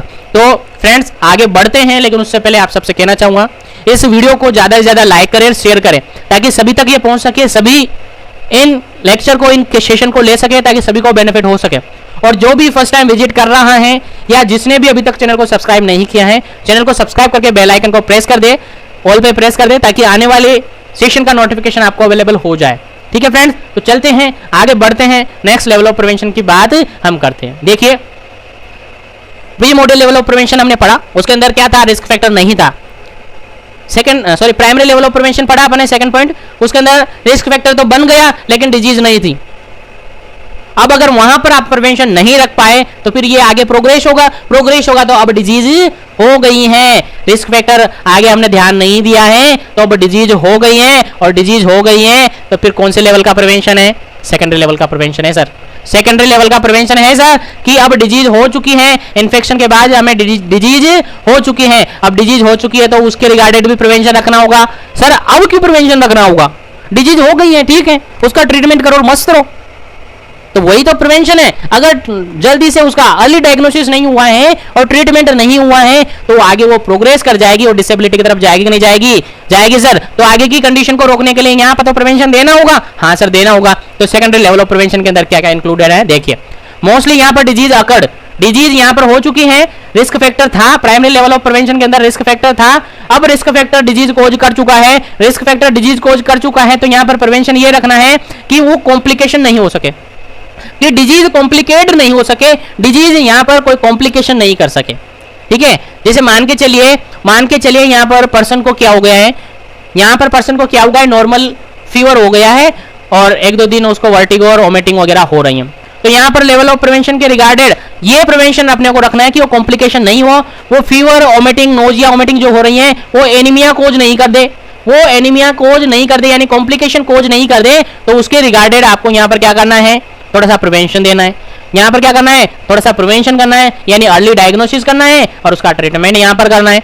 ठीक है, आया समझ में? हाँ सर आ गया समझ में। क्या समझ आया कि सर पहले तो रिस्क फैक्टर नहीं था, प्रीमोर्डियल लेवल ऑफ प्रिवेंशन था, फिर रिस्क फैक्टर बन गया, डिजीज नहीं थी तो प्राइमरी लेवल ऑफ प्रिवेंशन था। अब डिजीज बन गई है, डिजीज आ गई है, लेकिन कॉम्प्लिकेशन से बचाना है तो सेकेंडरी लेवल ऑफ प्रिवेंशन रखना पड़ेगा। रखना पड़ेगा कि नहीं रखना पड़ेगा? हाँ सर रखना पड़ेगा। उसके लिए क्या करना होगा? उसके लिए सर हमें जल्दी से उसको डायग्नोज करना होगा कि डिजीज हुई क्या है, डिजीज हुई क्या है उसका पता लगाना होगा, उसको डायग्नोसिस बनाना होगा और उसके बाद उसके रिगार्डेड जो भी एप्रोप्रिएट ट्रीटमेंट है वो उसको स्टार्ट कर देना होगा, ताकि उसके अंदर क्या नहीं हो, कॉम्प्लिकेशन जनरेट नहीं हो, कॉम्प्लिकेशन उसको नहीं हो। ठीक है, आया समझ में? हाँ sir secondary level of prevention के अंदर थोड़ा थोड़ा तो समझ आ गया, बाकी थोड़ा थोड़ा अभी थोड़ी देर में आ जाएगा। ठीक है, तो बने रहे कंटिन्यू। ठीक है, तो यहां पर सेकेंडरी लेवल ऑफ प्रिवेंशन के अंदर डिजीज हो चुकी है, उसके रिगार्डेड प्रिवेंशन रखना है कि वो कॉम्प्लिकेशन नहीं जनरेट कर सके, और उसके लिए हमें इतना ध्यान रखना है कि जल्दी से जल्दी जितना हो सके अर्ली डायग्नोसिस करके उसका ट्रीटमेंट फॉलो अप कर लेना है, ट्रीटमेंट ले लेना है ताकि वो आगे नहीं बढ़े। ठीक है, आया समझ में? और इसके अंदर सेकेंडरी लेवल ऑफ प्रिवेंशन के अंदर जितने भी स्क्रीनिंग टेस्ट होते हैं, जितने भी हेल्थ चेकअप होते हैं, जितने भी मेडिकल चेकअप होते हैं, सारे किसके अंदर आते हैं? सेकेंडरी लेवल ऑफ प्रिवेंशन के आता है, सेकेंडरी लेवल ऑफ प्रिवेंशन के अंदर आते हैं। तो ध्यान रहे सेकेंडरी लेवल ऑफ प्रिवेंशन के अंदर ही सारे हेल्थ चेकअप और स्क्रीनिंग टेस्ट वगैरह आ जाते हैं। तो आ गया समझ में? हाँ sir secondary level of prevention के अंदर हमें समझ में आ गया है। अब थ्योरेटिकल एग्जाम देना है तो इसके अंदर बता दीजिए हमें क्या क्या करना होगा। समझ तो आ गया, लेकिन लिखना क्या क्या है? तो यहां पर भी वही करना है, यहां पर भी वही करना है। क्या करना है? देखिए, action taken to interrupt, action taken to interrupt disease progress. Action लेना है इस तरीके से कि आप डिजीज की प्रोग्रेस को इंटरप्ट कर दे, बर्खास्त कर दे, रोक दे। ठीक है, बर्खास्त कर दे, इंटरप्ट करना एक तरीके से, उसको रोकना, उसके अंदर इंटरफेयर करना। ठीक है, प्रोग्रेस को इंटरफेयर करना, यानी ऐसे एक्शन लेना है, डिजीज हो चुकी है, एक्शन लेना है कि डिजीज अब प्रोग्रेस नहीं करे। ठीक है, आया समझ में? आगे सेकंड पॉइंट देखते हैं, it help the progress of disease at its incipient या फिर initial state and avoid complication. यानी यहां पर आपको इस तरीके से करना है कि जो डिजीज हो रही है उसकी प्रोग्रेस को रोकना है और कॉम्प्लिकेशन को अवॉइड करना है। डिजीज की प्रोग्रेस को रोकना है कहां? इनिशियल स्टेट में या इंसिपिएंट स्टेट में। इनिशियल स्टेट में ही डिजीज की प्रोग्रेस को आपको हेड करना है, रोकना है और अवॉइड करना है कॉम्प्लिकेशन को, कि कॉम्प्लिकेशन नहीं हो उसको आपको क्या करना है? रोकना है। I think clear? हाँ सर क्लियर हो गया। आगे पॉइंट बताइए। चलिए आगे पॉइंट अपन देखते हैं। आगे पॉइंट है, देखिए नेक्स्ट पॉइंट, थर्ड पॉइंट है, national health programmes by government of India mostly operated at the secondary level of prevention. यानी जितने भी गवर्नमेंट ऑफ इंडिया ने हेल्थ प्रोग्राम स्टार्ट किए हैं, नेशनल हेल्थ प्रोग्राम स्टार्ट किए हैं, नेशनल प्रोग्राम स्टार्ट किए हैं, नेशनल हेल्थ प्रोग्राम स्टार्ट किए हैं, वो सब इस सेकेंडरी लेवल ऑफ प्रिवेंशन के अंदर क्या किए जाते हैं? ऑपरेट किए जाते हैं। तो मोस्ट इंपोर्टेंट पॉइंट है ये कॉम्पिटिटिव एग्जाम्स के रिगार्डेड, कि जितने भी नेशनल हेल्थ प्रोग्राम चलाए हुए हैं गवर्नमेंट ऑफ इंडिया के थ्रू, वो सारे सेकेंडरी लेवल ऑफ प्रिवेंशन के रिगार्डेड ही ऑपरेट होते हैं, चलाए जाते हैं। I think clear? हाँ सर क्लियर हो गया। आगे बढ़ते हैं। Secondary prevention is an imperfect tool. ये क्या है? एक इम्परफेक्ट टूल है in control of transmission of disease. Disease के ट्रांसमिशन के लिए एक इम्परफेक्ट टूल है, लेकिन ये क्या है? इट मोर एक्सपेंसिव, महंगा है, और लेस इफेक्टिव है प्राइमरी लेवल ऑफ प्रिवेंशन के रिगार्डेड। यानी प्राइमरी लेवल ऑफ प्रिवेंशन जितना इफेक्टिव होता है उससे भी कम इफेक्टिव है, साथ ही एक्सपेंसिव है, ज्यादा पैसे इसके अंदर लग सकते हैं, और लेस इफेक्टिव है compare to primary level of prevention. यानी ये एक इम्परफेक्ट टूल है, क्योंकि डिजीज होने से पहले ही रोक दे तो उसमें इतना कुछ नहीं होता है, और डिजीज हो गई है उसको डायग्नोज करेंगे, उसके लिए अलग अलग डायग्नोसिस टेस्ट करने पड़ेंगे। तो एक्सपेंसिव हुआ कि नहीं हुआ? हाँ सर हुआ। अब एक्सपेंसिव हुआ, डायग्नोस हो गया, तो ट्रीटमेंट भी देंगे तो लेस इफेक्टिव है। इफेक्टिव क्यों से? कैसे? कि ट्रीटमेंट चलेगा, टाइम लगेगा इसके अंदर सही होने में, और कॉम्प्लिकेशन तक जल्दी बढ़ता है, इसलिए लेस इफेक्टिव माना गया है प्राइमरी लेवल से। प्राइमरी लेवल के अंदर ऐसा ज्यादा रिस्की था नहीं, रिस्क इतना था कि वहां पर प्रिवेंट करना था डिजीज होने से, डिजीज नहीं होने देना था। रिस्क फैक्टर आ गया तो क्या हुआ? डिजीज नहीं होने देना है। अब डिजीज हो गई है तो उसके रिगार्डेड अब रिस्क फैक्टर ये है, उसके रिगार्डेड रिस्क ये है कि कॉम्प्लिकेशन को रोकना है, कॉम्प्लिकेशन को नहीं होने देना है, डिजीज की प्रोग्रेस को यहाँ पर रोकना है इनिशियली स्टेट के अंदर ही। आई थिंक क्लियर हो गया होगा यहाँ पर। हाँ सर क्लियर हो गया है। आगे बढ़ते हैं सर, आगे बढ़ते हैं। तो आगे बढ़ने के साथ ही यहाँ पर 2 पॉइंट आपको पढ़ने हैं। There are 2 component of secondary prevention. तो प्राइमरी के अंदर भी 2 कंपोनेंट हमने पढ़े। हाँ सर 2 पढ़े। कौन कौन से पढ़े? याद है कि नहीं है? याद होने चाहिए। देखिए अभी क्लास चली ही रही है, अभी से याद नहीं है तो फिर आगे कभी याद रहेगा? सर हमें तो याद है। क्या क्या पढ़े थे सर? हमने ये पढ़ा था कि फर्स्ट तो पढ़ा था हेल्थ प्रमोशन बाय एजुकेशन, और सेकंड पढ़ा था स्पेशल प्रोटेक्शन। चलो अच्छी बात है, आपको याद होना चाहिए। जिसको याद नहीं है उसको याद होना चाहिए, क्योंकि क्लास में आप बैठे हो, क्लास आप ले रहे हो। और मैंने स्टार्टिंग में ही कहा है और शुरू से सेशन से ही कह रहा हूँ, थोड़ा कंसंट्रेशन के साथ क्लास ले। टाइम पास नहीं करना है, ये क्लास टाइम पास के लिए नहीं है। अगर अभी टाइम पास करेंगे तो यही क्लासेस आपको बाद में देखनी पड़ेगी। और इतना बुक्स आपने देखी किस तरीके से, पूरा डिफिकल्ट लैंग्वेज उसके अंदर है, बिल्कुल डिफिकल्ट लैंग्वेज को सॉफ्ट लैंग्वेज बनाकर आपको यहाँ पर प्रेजेंट किया जा रहा है। और आई थिंक ये आपके लिए काफी सफिशिएंट है। और इतना आप पढ़ लेंगे ना तो ये मान के चले 100 में से 90 समथिंग तो आपके मार्क्स ले ही लोगे। ठीक है, क्योंकि इतना तैयार मैं आपको कर दूंगा। बट आपको थोड़ा सा ध्यान रखना है, थोड़ा सा विश्वास रखना है जीवन एजुकेशन पर, और कंटिन्यू बने रहना है, और अपने साथ अपने फ्रेंड्स को भी लाना है जीवन एजुकेशन पर। ठीक है, तो यहाँ पर भी 2 कंपोनेंट है secondary education, secondary level of prevention के। कौन कौन से सर? अर्ली डायग्नोसिस है और ट्रीटमेंट है। सर डिजीज हो गई है तो सबसे पहले तो उनको डायग्नोस करना है, और डायग्नोस करने के बाद उसके रिगार्डेड जो भी अप्रोप्रिएट ट्रीटमेंट है वो स्टार्ट कर देना है, जिससे ताकि आगे फर्दर कोई कॉम्प्लिकेशन जनरेट नहीं हो। इतना ही करना है sir secondary level of prevention के अंदर, इतना ही करना है। तो देख लेते हैं इनके बारे में थोड़ा थोड़ा सा। और आई थिंक जरूरत तो नहीं पड़ती, पर थ्योरेटिकल एग्जाम देना है तो आपको जरूरत पड़ेगी। तो देखिए अर्ली डायग्नोसिस के अंदर क्या क्या करना है। अर्ली डायग्नोसिस के अंदर मैंने कहा था जितने भी हेल्थ चेकअप होते हैं सारे इसके अंदर आ जाते हैं। देखिए लिखा हुआ है ऑल स्क्रीनिंग टेस्ट लाइक पेपिस्मियर। पेपिस्मियर किस लिए करते हैं आप सबको पता है ना? सर्विक्स कैंसर के लिए। ठीक है, colonoscopy, mammography, monthly BSE breast self examination, check BMI क्यों? अभी कहा था वेट को कंट्रोल में रखना है तो बीएमआई हर महीने बीएमआई चेक करनी है। आइसोलेशन कर सकते हो आप पर्सन का, यदि कम्युनिकेबल डिजीजेज हैं तो आइसोलेशन कर सकते हो।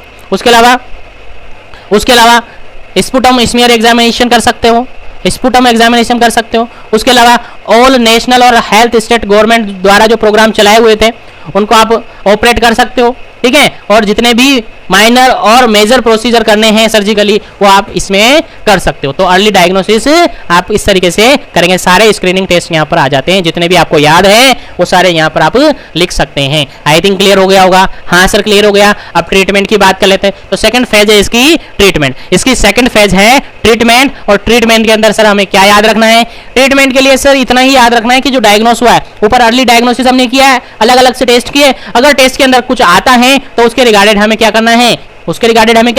ट्रीटमेंट स्टार्ट कर देना है। ठीक है, तो क्या लिखा है देखिए, shorten period of the communicability. Treatment start करेंगे तो उसकी कम्युनिकेबिलिटी क्या हो जाएगी? शॉर्टन हो जाएगी। Reduce mortality rate. Treatment start कर देंगे तो मोर्टिलिटी रेट कम होगी कि नहीं होगी? प्रिवेंट अकरिंग फर्दर केस, यानी उसमें कॉम्प्लिकेशन है वो कम होंगे कि नहीं होंगे? प्रिवेंशन रहेगा कि नहीं रहेगा? हाँ सर ट्रीटमेंट स्टार्ट कर देंगे तो रहेगा सर।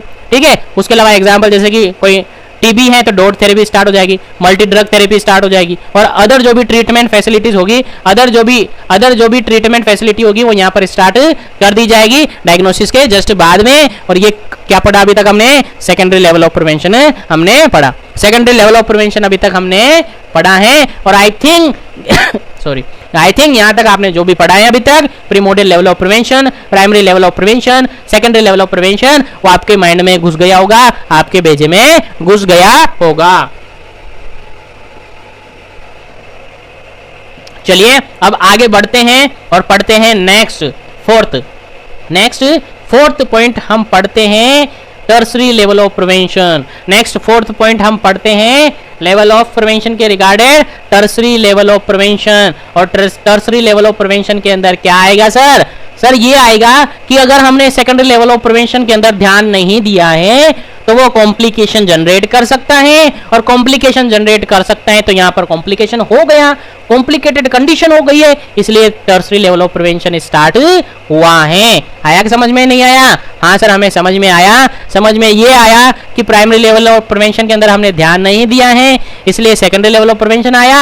सेकेंडरी लेवल प्रिवेंशन के अंदर हमने ध्यान नहीं दे पाए तो टर्सरी लेवल ऑफ प्रिवेंशन के अंदर आ गए। और टर्सरी लेवल ऑफ प्रिवेंशन के अंदर कंडीशन कैसी हो गई सर? कॉम्प्लिकेटेड, यानी डिजीज जो थी वो कॉम्प्लिकेशन जनरेट कर दिए हैं। अब कॉम्प्लिकेशन के रिगार्डिंग क्या प्रिवेंशन देने हैं सर? कि सर हमें तो ये प्रिवेंशन देने हैं कि कॉम्प्लिकेशन तो हो ही गए, अब हमें ये प्रिवेंशन करना है, कोशिश करना है कि उसकी कंप्लीट रिकवरी कर सके। लेकिन ऐसा पॉसिबल है कि कंप्लीट रिकवरी होगी? सर ऐसा पॉसिबल नहीं है। लगभग मान के चलो जितना भी करें 90% अपन रिकवरी कर सकते हैं, 99% कर लेंगे, लेकिन कंप्लीट 100% रिकवरी होगी कि नहीं होगी? सर 100% रिकवरी नहीं होगी। तो आपको इतना ही ध्यान रखना है कि आगे जो कॉम्प्लिकेशन हुआ है और आगे नहीं बढ़ सके, यानी उसको रिहैबिलिटेशन देना है और डिसेबिलिटी लिमिटेशन उसको देना है। I think clear? तो टर्सरी लेवल ऑफ प्रिवेंशन के अंदर क्या इंक्लूड हुआ sir? Tertiary level of prevention के अंदर 2 पॉइंट इंक्लूड हुए। फर्स्ट पॉइंट इंक्लूड हुआ रिहैबिलिटेशन, सेकंड इंक्लूड हुआ डिसेबिलिटी लिमिटेशन। यानी सेकेंडरी लेवल ऑफ प्रिवेंशन के बाद टर्सरी लेवल ऑफ प्रिवेंशन जब हम पढ़ते हैं तो यहाँ कंडीशन कॉम्प्लिकेटेड हो जाती है और कंप्लीट रिकवरी पॉसिबल यहाँ पर नहीं है, इसलिए उसको 2 इंटरवेंट देंगे, रिहैबिलिटेशन करेंगे और डिसेबिलिटी लिमिटेशन करेंगे। यानी रिहैबिलिटेशन मतलब उसकी प्री स्टेट के अंदर उसको पहुंचाने के लिए प्रयास करेंगे और डिसेबिलिटी लिमिटेशन मतलब जो कंडीशन अभी है उस कंडीशन को ही स्टोर करने की कोशिश करेंगे कि फर्दर और ज्यादा इसके अंदर डिसेबिलिटी लिमिटेशन, सॉरी इसके अंदर डिसेबिलिटी नहीं हो, उसको अपन यहीं पर लिमिट कर देंगे। तो टर्सरी लेवल ऑफ प्रिवेंशन समझ में आया? हाँ सर। फिर सर यहाँ पर एक आपने क्या लिखा है? Reconstructive surgery. हाँ सर रिकंस्ट्रक्टिव सर्जरी करेंगे। जैसे कोई बर्न पेशेंट था, उसके अंदर काफी कोशिश की हमने उसके regarding primary level of prevention काम में लिया, सेकेंडरी लेवल ऑफ प्रिवेंशन काम लिया, अब टर्सरी लेवल ऑफ प्रिवेंशन में अब ठीक है वो यहाँ तक पहुंच गया, तो क्यों ना हम उसके रिकंस्ट्रक्टिव सर्जरी करके उसको यहाँ पर उसकी जो डिसेबिलिटी है उसको अपन लिमिट कर सके ताकि वो अपने डेली रूटीन काम कर सके। अगर किसी का चेहरा खराब हो गया तो आगे क्या करेगा? उसको नेगेटिव फीलिंग्स आएगी, तो यहाँ पर उसको रिकंस्ट्रक्टिव सर्जरी देके उसको लिमिट कर देंगे, उसको रिहैबिलिटेशन दे देंगे, उसकी लिमिटेशन कर देंगे डिसेबिलिटी। ठीक है, आगे समझ में? हाँ सर यहाँ तक हमें समझ में आ गया। आगे पढ़ते हैं सर इसके बारे में। तो इसके बारे में पढ़ना क्या है? इसके बारे में इतना ही पढ़ना है कि जितने भी मेजरमेंट हमें मिले हैं अभी तक उनसे थोड़ा सा मेजरमेंट ज्यादा रखना है। क्या रखना है सर? सर इतना रखना है कि लिमिटेड रिहैबिलिटेशन देना है। कैसे? It define the measure available to reduce or limit the impairment or disability। ठीक है, यहाँ पर जो भी मेजरमेंट आप अवेलेबल है, जो भी मेजरमेंट आप रखेंगे अवेलेबल रखेंगे, वो क्या करेंगे? एक तो रिड्यूस करवाएंगे और लिमिट करवाएंगे। किसको लिमिट करवाएंगे? जो भी इंपेयरमेंट हुआ है, जो भी डिसेबिलिटी हुई है उसको लिमिटेड करवाएंगे, उसको डिसेबिलिटी को रिड्यूस करवाएंगे, कोशिश करेंगे पेशेंट की कंडीशन को प्रमोट करने के लिए और एडजस्ट करने के लिए इरिमीडिएट कंडीशन है तो उसको एडजस्ट करने की कोशिश करेंगे। यानी मान के चले कोई एक्सीडेंट हुआ था, उसका पैर एम्पुटेट करना पड़ा, उसका पाँव है जो कि काटना पड़ा। अब काट तो दिया, जरूरत पड़ी पहले तो प्रिवेंशन काम में ले ले, कोशिश की सही हो जाए, नहीं हुआ, टर्सरी लेवल ऑफ प्रिवेंशन के अंदर आ गए। अब क्या करे? अब ऐसा लग रहा है कि उसका पैर है अब काटना ही पड़ेगा, एम्पुटेट करना ही पड़ेगा, तो वो कर दिया। अब करने के बाद उसको क्या किया जाएगा? समझाया जाएगा, रिहैबिलिटेट किया जाएगा, उसको समझाया जाएगा कि हाँ अब ये तो हो गया, लेकिन अब आगे अपनी लाइफ को रिहैबिलिटेशन रखना है, अपनी लाइफ को आगे कंटिन्यू करना है और उसको अलग अलग एडवाइस दी जाएगी। आप ये काम कर सकते हो, आप मेडिकल रिहैबिलिटेशन दे सकते हो, उसको सोशल रिहैबिलिटेशन दे सकते हैं, ऑक्यूपेशनल रिहैबिलिटेशन दे सकते हैं। सब तरीके से उसको प्रमोट करने की कोशिश करेंगे, बल्कि उसको नेगेटिव नहीं देंगे। नेगेटिव देंगे तो वो सुसाइड कर सकता है। ठीक है, ऐसे काम वो कर सकता है, लेकिन हम ऐसा नहीं करेंगे, उसको प्रमोट करेंगे क्योंकि हम हेल्थ पर्सनल हैं और हम हमारा काम करेंगे। तो यहाँ तक समझ आया? हाँ सर समझ आया। देखो क्या लिखा है, इसके बारे में थोड़ा सा देखते हैं। देखिए, action in later phase disease की लेटर फेज ये है, इसमें आपको थोड़ा सा एक्शन लेना है। कैसे एक्शन लेना है? रिहैबिलिटेशन देना है पर्सन को और डिसेबिलिटी लिमिटेशन करवाना है। उसके आगे टू रिड्यूस इंपेयरमेंट करना है और डिसेबिलिटी को, ठीक है, डिसेबिलिटी और इंपेयरमेंट जो हुआ है उसको कम करने की कोशिश करना है। उसके अलावा रिहैबिलिटेशन सर्विस उसको प्रोवाइड करना है। उसके अलावा it applied when disease has advanced beyond early stage, यानी ऐसा अप्लाइड करना है जब डिजीज आगे कोई और ज्यादा फर्दर कॉम्प्लिकेशन नहीं हो, उससे पहले उसको कोशिश करना है कि सही रहे, मतलब लिमिट में रहे। आगे देखें, aim of this level to reduce और लिमिट इम्पेयरमेंट एंड डिसेबिलिटी। इसमें क्या करना है, लिमिटेशन जो है उसकी इम्पेयरमेंट है उसको लिमिट करना है, उसकी डिसेबिलिटी है उसको रिड्यूस करना है और मिनिमाइज करना है, minimise suffering caused by existing departure from good health, और उसको क्या करना है, एडवाइज करना है, मिनिमाइज करना है उसके सफरिंग को बाय अलग अलग गुड एडवाइस उसको देंगे, अलग अलग कंडीशन अलग अलग एडवाइस देंगे, अलग अलग एजुकेशन उसको देंगे और रिहेबिलिटेशन उसको प्रोवाइड करेंगे, उसको रिहेबिलिटेशन के साथ ही डिसेबिलिटी लिमिटेशन के रिगार्डिंग उसको इन्फॉर्मेशन देंगे कि आपको नेगेटिव नहीं होना है, आपके अंदर जो कंडीशन है वो, मतलब एक तरीके से आप समझ गए क्या क्या इसके अंदर होना चाहिए। ठीक है, आई थिंक समझ गए होंगे। Tertiary level of prevention signify intervention in a late pathogenic phase. अब इसमें इंटरवेंशन है late pathogenic phase, early pathogenic phase next निकल गया लास्ट में, ये लेट पैथोजेनिक फेज है, इसके अंदर आपको थोड़ा सा इंटरवेंट करना है। आई थिंक क्लियर हो गया होगा। आगे चलते हैं, इसी के अंदर डिसेबिलिटी लिमिटेशन है। डिसेबिलिटी लिमिटेशन मींस आप समझ सकते हैं क्या क्या इसके अंदर आएगा। It prevent the transition of the disease from the impairment to the handicap, यानी उसके अंदर जो भी इंपेयरमेंट है उसको हैंडीकैप होने से पहले थोड़ा सा रोकने की कोशिश करेंगे। जैसे कि मान के चलिए इंपेयरमेंट है, पर्सन का लेग खराब हो रहा है, लेग की दिक्कत आ रही है, अब उसको हैंडीकैप होने से पहले क्या करना है, हैंडीकैप होने से पहले ऐसा मेजरमेंट करना है, ऐसा प्रिवेंशन रखना है कि वो हैंडीकैप नहीं हो। ठीक है, एग्जांपल जैसे कि फिजियोथेरेपी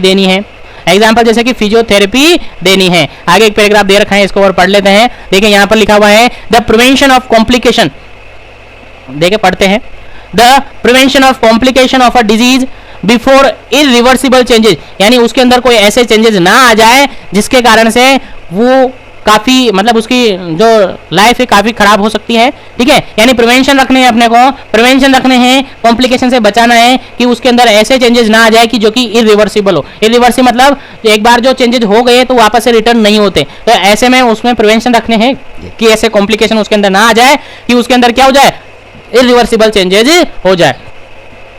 ठीक है, तो उसकी लिमिट रखनी है उसकी डिसेबिलिटी को। देखिए जैसे एग्जांपल की अपन बात करें, carefully attention to the skin care daily. ठीक है, कोई पर्सन है जैसे बर्न पेशेंट है तो उसके अंदर स्किन केयर प्रोवाइड करनी पड़ेगी डेली। उसके अलावा particularly of the feet of the diabetic person के अंदर ऐसा देखने को मिलता है, स्किन को आपको थोड़ा सा केयर भी प्रोवाइड करनी है, नहीं तो उसके अंदर डेकोबाइटिक अल्सर जो बेड सोर है वो इजीली हो जाते हैं। ठीक है ना, तो वो डेवलप होने से पहले उसको केयर करनी है। Would prevent the development of the ulcer and subsequent gangrene of the feet. ठीक है, यानी उसके अंदर क्या हो जाएंगे, बेड सोर होंगे, बेड सोर फिर गैंग्रीन का रूप ले लेंगे, फिर आगे जाकर वो धीरे धीरे कंडीशन खराब होती जाएगी। फिर ऐसी भी कंडीशन हो जाती है, डायबिटिक पेशेंट की कंडीशन आपने देखी होंगी, हॉस्पिटल जाते हैं ना आप, तो उसके अंदर देखी होगी एमओटी या इमरजेंसी में जहां भी आपने काम किया होगा वहां पर ऐसे भी पेशेंट आते हैं जो ड्रेसिंग करने आते हैं, जो कि डायबिटिक होते हैं और उनका हाथ या पैर इतना कुछ खराब हो जाता है कि उसको एम्पुटेट करने की जरूरत पड़ जाती है, ध्यान नहीं दिया। ठीक है, ध्यान नहीं दिया तो ऐसा हो सकता है, तो रेगुलर केयर करनी पड़ेगी।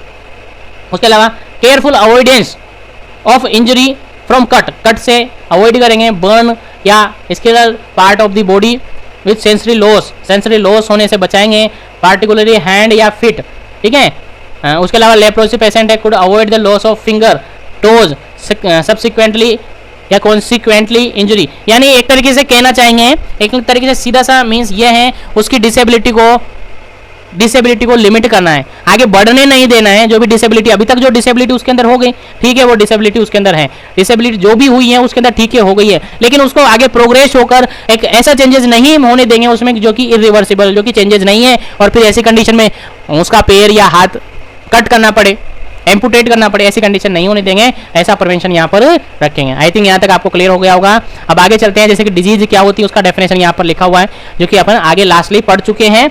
ठीक है, आगे पढ़ चुके हैं, अगर फिर भी देखना है तो पढ़ सकते हैं आप। ठीक है, आगे देखिए इंपेयरमेंट क्या होता है, चलो देख ही लेते हैं इनके बारे में थोड़ा सा। This is a pathological process and its manifestation which indicate a departure from the state of perfect health. यानी परफेक्ट हेल्थ यहाँ पर नहीं होती है, एक पैथोजेनिक प्रोसेस होती है जिसके अंदर अलग अलग से साइन सिम्टम्स इंडिकेटर हमें देखने को मिलते हैं, वो हेल्थ है, जो कि यहाँ पर थोड़ा सा आपको ध्यान रखना है। उसके अलावा इंपेयरमेंट क्या है, this is actual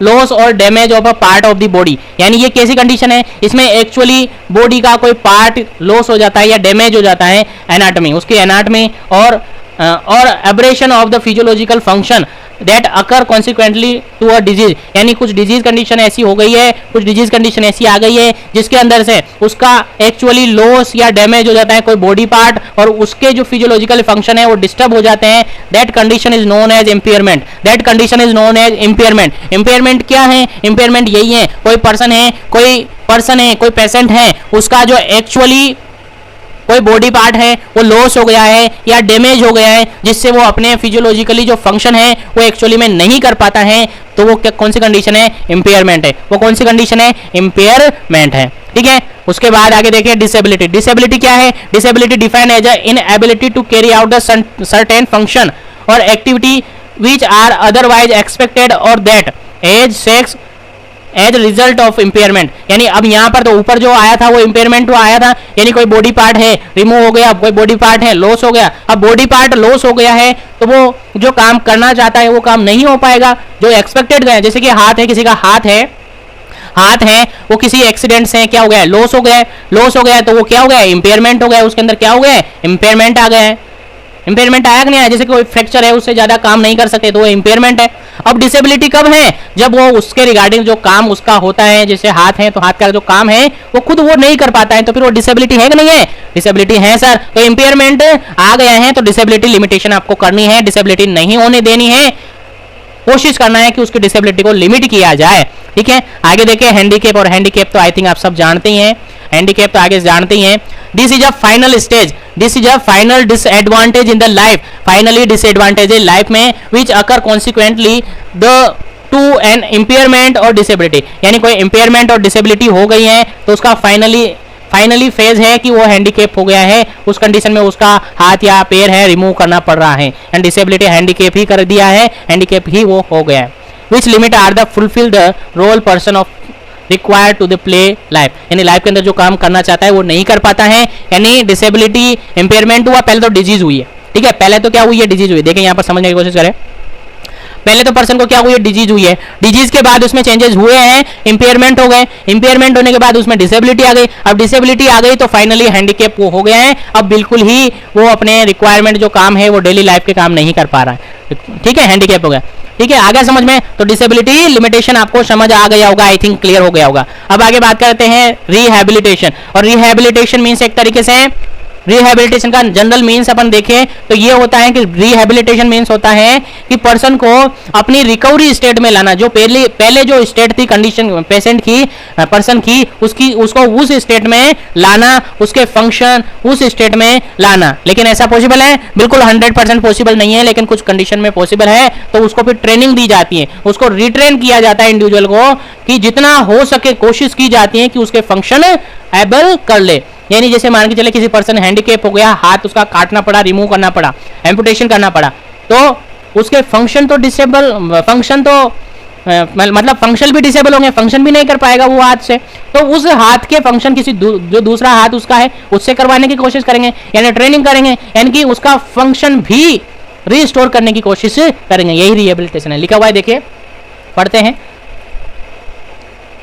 training and retraining of a individual to a highest possible level of function ability, यानी कोशिश करेंगे कि जितना पहले वो काम करता था उस लेवल तक का वो काम कर सके अदर पार्ट से, बॉडी पार्ट से। ठीक है, हाथ भी कट गया, पैर भी कट गया, तो उसके रिगार्डिंग जो भी वो फंक्शन करता था कोशिश करेंगे कि उसके फंक्शन वापस से रिट्राई कर सके, वापस से वो काम कर सके। ठीक है, ऐसी कोशिश करेंगे, वही रिहैबिलिटेशन है। ठीक है, it can be medically, vocationally, socially, psychologically ये हो सकते हैं, तो अलग अलग तरीके की ये हो सकती है। उसके अलावा पैलेटिव केयर प्रोवाइड कर सकते हैं अपन। ठीक है, पैलेटिव केयर प्रोवाइड कर सकते हैं अपन पर्सन को। ठीक है, आगे देखते हैं, एग्जाम्पल इसका क्रच कर सकते हैं। Learning to walk after the amputation, amputation हुआ है उसके बाद उसको चलने सिखाएंगे जिससे वो अपने डेली का काम खुद कर सकता है। यही तो रिहैबिलिटेशन है, यही तो रिहैबिलिटेशन है कि उसके जो पहले जो फंक्शन थे उसको रीस्टोर करना, पहले की कंडीशन में जो काम करते थे वो काम उससे करवाना, यही तो है रिहैबिलिटेशन। यानी किसी पर्सन का एम्पुटेशन हुआ है तो उसको सिखाएंगे कि चलना कैसे है, धीरे धीरे उसको चलना सिखाएंगे ताकि वो अपना काम कर सके। जॉइंट रिप्लेसमेंट है तो उसको चलना सिखाएंगे, पैलेटिव केयर उसको प्रोवाइड करेंगे, सपोर्टिव क्वालिटी ऑफ लाइफ उसको प्रोवाइड करेंगे, यानी सपोर्ट करेंगे, जो लाइफ है उसकी सपोर्ट करेंगे। ठीक है, उसके अलावा फैमिली मेंबर्स को सपोर्ट करेंगे, क्लाइंट को सपोर्ट करेंगे ताकि वो डिस्करेज ना हो और ऐसा कोई कदम ना उठा सके जिससे उसको हानि हो सके। ठीक है, तो अब क्या क्या हो सकता है, जैसे फंक्शनल रिहेबिलिटेशन, तो उसके फंक्शन रिस्टोर करेंगे। वोकेशनल रिहेबिलिटेशन मीन्स उसको ऐसी ऐसी अलग अलग तरीके से क्या करेंगे, उसको वोकेशनली एडवाइस देंगे कि आप ये नहीं कर सकते, आप हो सकता है आप नहीं जा सकते, चलो ठीक है आप ऑफिस नहीं जा रहे तो घर बैठकर भी उसको ऐसे कुछ वर्क बता देंगे, ऐसे कुछ काम बता देंगे जिससे वो बैठ के घर पे काम कर सकता है और उससे पैसा कमा सकता है और अपनी लाइफ को आगे सर्वाइव कर सकता है। तो उसको रिस्टोर करेंगे, एक तरह का रिस्टोरेशन होता है रिहेबिलिटेशन। आगे देखें social rehabilitation. Social rehabilitation means क्या हुआ, restoration of the family and social relationship, यानी कि उसको सिखाएंगे कि फैमिली के साथ भी अभी भी वैसे ही रखना। आपने सुना होगा, देखा होगा, कई मूवीज में भी ऐसा देखा होगा, किसी एक्टर्स है, एक्टर जो एक्ट्रेस होती है वो किसी बर्न में जल गई, उसका चेहरा जल गया, तो फिर वो एक्टर्स के सामने नहीं आती है, उसके फैमिली के सामने नहीं आती है, वो अपने आप से डरने लग जाती है। ऐसा होता है, आपने देखा होगा फैमिली सॉरी मूवीज के अंदर ऐसा देखा होगा। तो उसके सोशल बिहेवियर को भी क्या करना है, रिस्टोर करना है अपनी फैमिली के साथ। उससे कहा कहना पड़ेगा आपको, उसको सिखाना पड़ेगा कि अपनी फैमिली के साथ बढ़िया रहना है, अच्छे से रहना है, रिलेशनशिप जो पहले थे वैसे ही रखना है, सोसाइटी में भी वैसे ही रहना है। कोई कुछ भी कहता है, कुछ भी सुनता है तो आपको उसको ज़्यादा ध्यान नहीं देना है और वैसे ही रहना है जैसे आप रह रहे थे। उसके अलावा साइकोलॉजिकल रिहेबिलिटेशन। साइकोलॉजिकल रिहेबिलिटेशन कैसे, उसकी पर्सनल डिग्निटी, कि आपकी जो पहचान है वो पहले के जैसे ही है, ऐसा नहीं है कि वो खराब हो गई, वो पहले के जैसे ही है। और उसके अंदर कॉन्फिडेंस जनरेट करवाना पड़ेगा आपको, उसके अंदर कॉन्फिडेंस जनरेट करवाना पड़ेगा पर्सन के अंदर, कि वो कॉन्फिडेंस में रहे, ऐसा कोई नेगेटिव फीलिंग ना उसके मन में नहीं आए। तो ये रिहेबिलिटेशन। उसके अलावा मेडिकल रिहेबिलिटेशन उसको करवा सकते हैं। मेडिकल रिहेबिलिटेशन कैसे, कि उसके जो फंक्शन है उसको रिस्टोर करवाएंगे, जैसे कि मेडिकल और सर्जिकल प्रोसीजर करके एनाटॉमी फिजियोलॉजिकल जो फंक्शन है वो रिस्टोर करवाएंगे। जैसे कि आपने देखा होगा कि किसी का पैर है, लेग है, इम्पुटेट किया तो उसको आर्टिफिशियली पैर लगवा लेते हैं, लगवाते कि नहीं लगवाते, हाँ लगवाते हैं। तो सर ये भी क्या है, रिहेबिलिटेशन है। ठीक है, उसके अलावा वोकेशनल मैंने बता ही दिया आपको, सोशल बता ही दिया। ठीक है, उसके अलावा इमोशनल और साइकोलॉजिकली आपको बता दिया कि उसके अंदर एजुकेट करना है, रिस्टोर करना है कि वो कॉन्फिडेंटली रहे और अपनी पर्सनली डिग्निटी को भूले नहीं है, जो पहले थी वही अभी भी है। और आई थिंक यहाँ तक आपको क्लियरली हो गया होगा। और अभी तक हम पढ़ चुके हैं 4 लेवल ऑफ प्रिवेंशन। कितने, 4 लेवल ऑफ प्रिवेंशन, जिसके अंदर सबसे पहले हमने डिस्कस किया प्रीमोडियल लेवल ऑफ प्रिवेंशन, फिर प्राइमरी लेवल ऑफ प्रिवेंशन, फिर सेकेंडरी लेवल ऑफ प्रिवेंशन, फिर टर्सरी लेवल ऑफ प्रिवेंशन, अब finally last level of prevention हम डिस्कस करेंगे, फिर सेशन एंड हो जाएगा। चलिए 5th लेवल ऑफ प्रिवेंशन के अंदर क्या आएगा, देखिए पढ़ते हैं। 5th लेवल ऑफ प्रिवेंशन के अंदर क्या आएगा, सर सब कुछ तो हमने पढ़ लिया है, फिर 5th लेवल ऑफ प्रिवेंशन के अंदर क्या आएगा। देखिए जो 5th लेवल ऑफ प्रिवेंशन है, quaternary level of prevention. Quaternary level of prevention जो कि इंट्रोड्यूस किया गया था 2017 और 18 में, 2017-18 में इंट्रोड्यूस किया गया है क्वाटरनरी लेवल ऑफ प्रिवेंशन, जिसके अंदर सिंपल सा इतना कहा गया है, जो भी अननेसेसरी हेल्थ प्रैक्टिस की जाती है उससे प्रिवेंट रखना है, उससे प्रिवेंट करना है आपको, मतलब प्रिवेंट करना है अननेसेसरी प्रैक्टिस को, अननेसेसरी हेल्थ प्रैक्टिस से खुद को प्रिवेंट रखना है। कैसे, कि सर एक एग्जांपल बताऊं आपको, देखो एग्जांपल से समझ में आ जाएगा आपको। एक एग्जांपल है, एक पर्सन है, अब इस पर्सन को क्या हो गया है, फीवर हो गया है। अब इस पर्सन को क्या हो गया है, फीवर हो गया है। तो फीवर हो गया है तो पर्सन क्या करेगा, वो पर्सन क्या करेगा, अपने आप को ही क्या कम समझेगा, अरे यार गूगल बाबा है ना, गूगल बाबा है ना, डॉक्टर के पास जाने की कहाँ जरूरत है, डॉक्टर या हॉस्पिटल जाने की कहाँ जरूरत है, क्लिनिक पर जाने की जरूरत कहाँ है। ठीक है, कहीं पर भी जाने की जरूरत नहीं है हमें, हमारे पास क्या है, गूगल बाबा है, कंप्यूटर है, मोबाइल है, गूगल पे सर्च मारेगा, वो बोलेगा हेलो बाबा, हेलो गूगल बाबा क्या हो गया, मुझे फीवर है, मुझे फीवर है और कौन सी दवाई लूं, मुझे फीवर है, बुखार आ गया है, कौन सी दवाई लूं, उसमें सर्च होकर आएगा और वो गूगल बाबा जो गूगल है लेडीज बोलेगी कि आपको क्या करना है, टेबलेट लेना है, पैरासीटामोल की टेबलेट ले लेनी है, या फिर टेबलेट ले लेना है आपको, आइबुप्रोफेन ले लेना है, या फिर टेबलेट ले लेना है आपको, डायक्लोफेनिक ले लेना है। इस तरीके से वो 2-4 टेबलेट बता देंगे, 2-4 टेबलेट बता देंगे और 2-4 टेबलेट वो पर्सन जाएगा मेडिकल से लेके आएगा और उसको खा लेगा। ठीक है, उसने खा लिया, उसका फीवर ठीक है थोड़ा सा कम हो गया, लेकिन हो सकता है कि वो फीवर आगे कॉम्प्लिकेशन दे सकता है उसको, आगे उसके अंदर कुछ कॉम्प्लिकेशन हो सकते हैं, हो सकता है उसके अंदर एलर्जी कंडीशन हो सकती है। तो फ्रेंड्स जो 5th quaternary level of prevention add हुआ है 2017 और 18 में, उसमें इतना ही कहा गया है कि जो अननेसेसरी हेल्थ प्रैक्टिस है उसको रोका जाए, उससे प्रिवेंट किया जाए, उससे रोका जाए, ताकि फर्दर कोई डिसेबिलिटी, फर्दर कोई लेवल ऑफ प्रिवेंशन उसके लिए काम में नहीं लिए जा सके। ठीक है, तो आई थिंक फ्रेंड्स जो 5 लेवल ऑफ प्रिवेंशन हमने पढ़े हैं वो आपको समझ आ गए होंगे। एक बार रिवाइंड करने की कोशिश करता हूं, क्या क्या हमने पढ़ा है अभी तक हमने क्या क्या पढ़ा है वो आपको समझाने की कोशिश करता हूं। फर्स्ट वन हमने पढ़ा था primordial level of prevention. Primordial level of prevention हमने पढ़ा था जिसके अंदर हमने पढ़ा था कि रिस्क फैक्टर है वो एब्सेंट है। अब एब्सेंट है तो हेल्थ एजुकेशन प्रोवाइड करनी है कि रिस्क फैक्टर ही जनरेट नहीं हो और उसकी लाइफ मॉडिफाई करनी है। बच्चों को एडवाइस करना है कि वो हार्मफुल लाइफस्टाइल को एडॉप्ट ना करे, ठीक है। उसके बाद प्राइमरी लेवल ऑफ प्रिवेंशन हमने पढ़ा था, जिसके अंदर रिस्क फैक्टर प्रेजेंट है। रिस्क फैक्टर तो क्या है? प्रेजेंट है, लेकिन डिजीज अभी भी क्या है? एब्सेंट है। तो उसके रिगार्डेड दो कंडीशन हमने पढ़ी थी, हेल्थ प्रमोशन करना है और स्पेसिफिक प्रोटेक्शन हमको देना है, इतना अपन ने पढ़ा था। उसके बाद सेकेंडरी लेवल ऑफ प्रिवेंशन हमने पढ़ा था, जिसके अंदर डिजीज हो चुकी है और डिजीज हो चुकी है तो दो कंडीशन इसमें हमने पढ़ी है। एक तो अर्ली डायग्नोसिस हमने पढ़ा है, उसके साथ ही एप्रोप्रिएट ट्रीटमेंट हमें लेना है, ये हमने पढ़ा है थर्ड के अंदर। और थर्ड के बाद हमने पढ़ा है फोर्थ लेवल ऑफ प्रिवेंशन, और फोर्थ लेवल ऑफ प्रिवेंशन के अंदर हमने पढ़ा है कौन सी थी? Tertiary level of prevention. और टर्सरी लेवल ऑफ प्रिवेंशन के अंदर हमने पढ़ा है कि जो भी कॉम्प्लिकेशन है उनको क्या करना है? रोकना है। कॉम्प्लिकेशन को क्या करना है? रोकना है। अब कॉम्प्लिकेशन यहाँ पर हो गए हैं, कंडीशन कॉम्प्लिकेटेड हो गई है। देखिए कॉम्प्लिकेशन को यहीं पर रोकना था, अगर कॉम्प्लिकेशन नहीं रुक पाया तो कॉम्प्लिकेशन हो गए हैं, तो यहाँ पर दो कंडीशन हमने पढ़ी है। रिहैबिलिटेशन हमने पढ़ा है, रिहैबिलिटेशन के साथ हमने डिसेबिलिटी लिमिटेशन पढ़ा है। हमने पढ़ा है, तो दो कंडीशन यहां पर पढ़ी है। उसके अलावा फिफ्थ लेवल ऑफ प्रिवेंशन पढ़ा है अपने, क्वाटरनरी लेवल ऑफ प्रिवेंशन। कौन सा पढ़ा है? क्वाटरनरी लेवल ऑफ प्रिवेंशन हमने पढ़ा है, जिसके अंदर पढ़ा है कि जो अननेसेसरी जो प्रैक्टिस है उससे क्या करना है? प्रिवेंशन आपको रखना है जी। तो आई थिंक ये जो 5 लेवल ऑफ प्रिवेंशन हमने पढ़ी है वो आई थिंक आपको क्लियर हो गई हो बिल्कुल भी। देखिए सारी एक दूसरे से कोरिलेट करती हैं, कैसे कोरिलेट करती है? देखिए प्रीमोर्डियल लेवल ऑफ प्रिवेंशन, अगर इसको आपने ध्यान दिया तो ये यहीं पर खत्म हो जाएगी, अगर ध्यान नहीं दिया तो आगे बढ़ सकती हैं second primary level of prevention तक।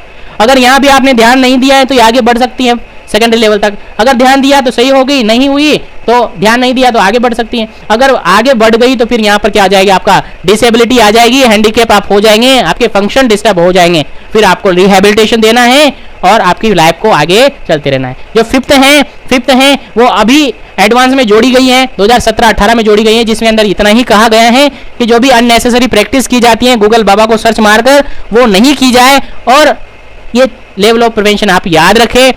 उम्मीद है फ्रेंड्स ये सारी जानकारी आपको समझ आ गई होगी।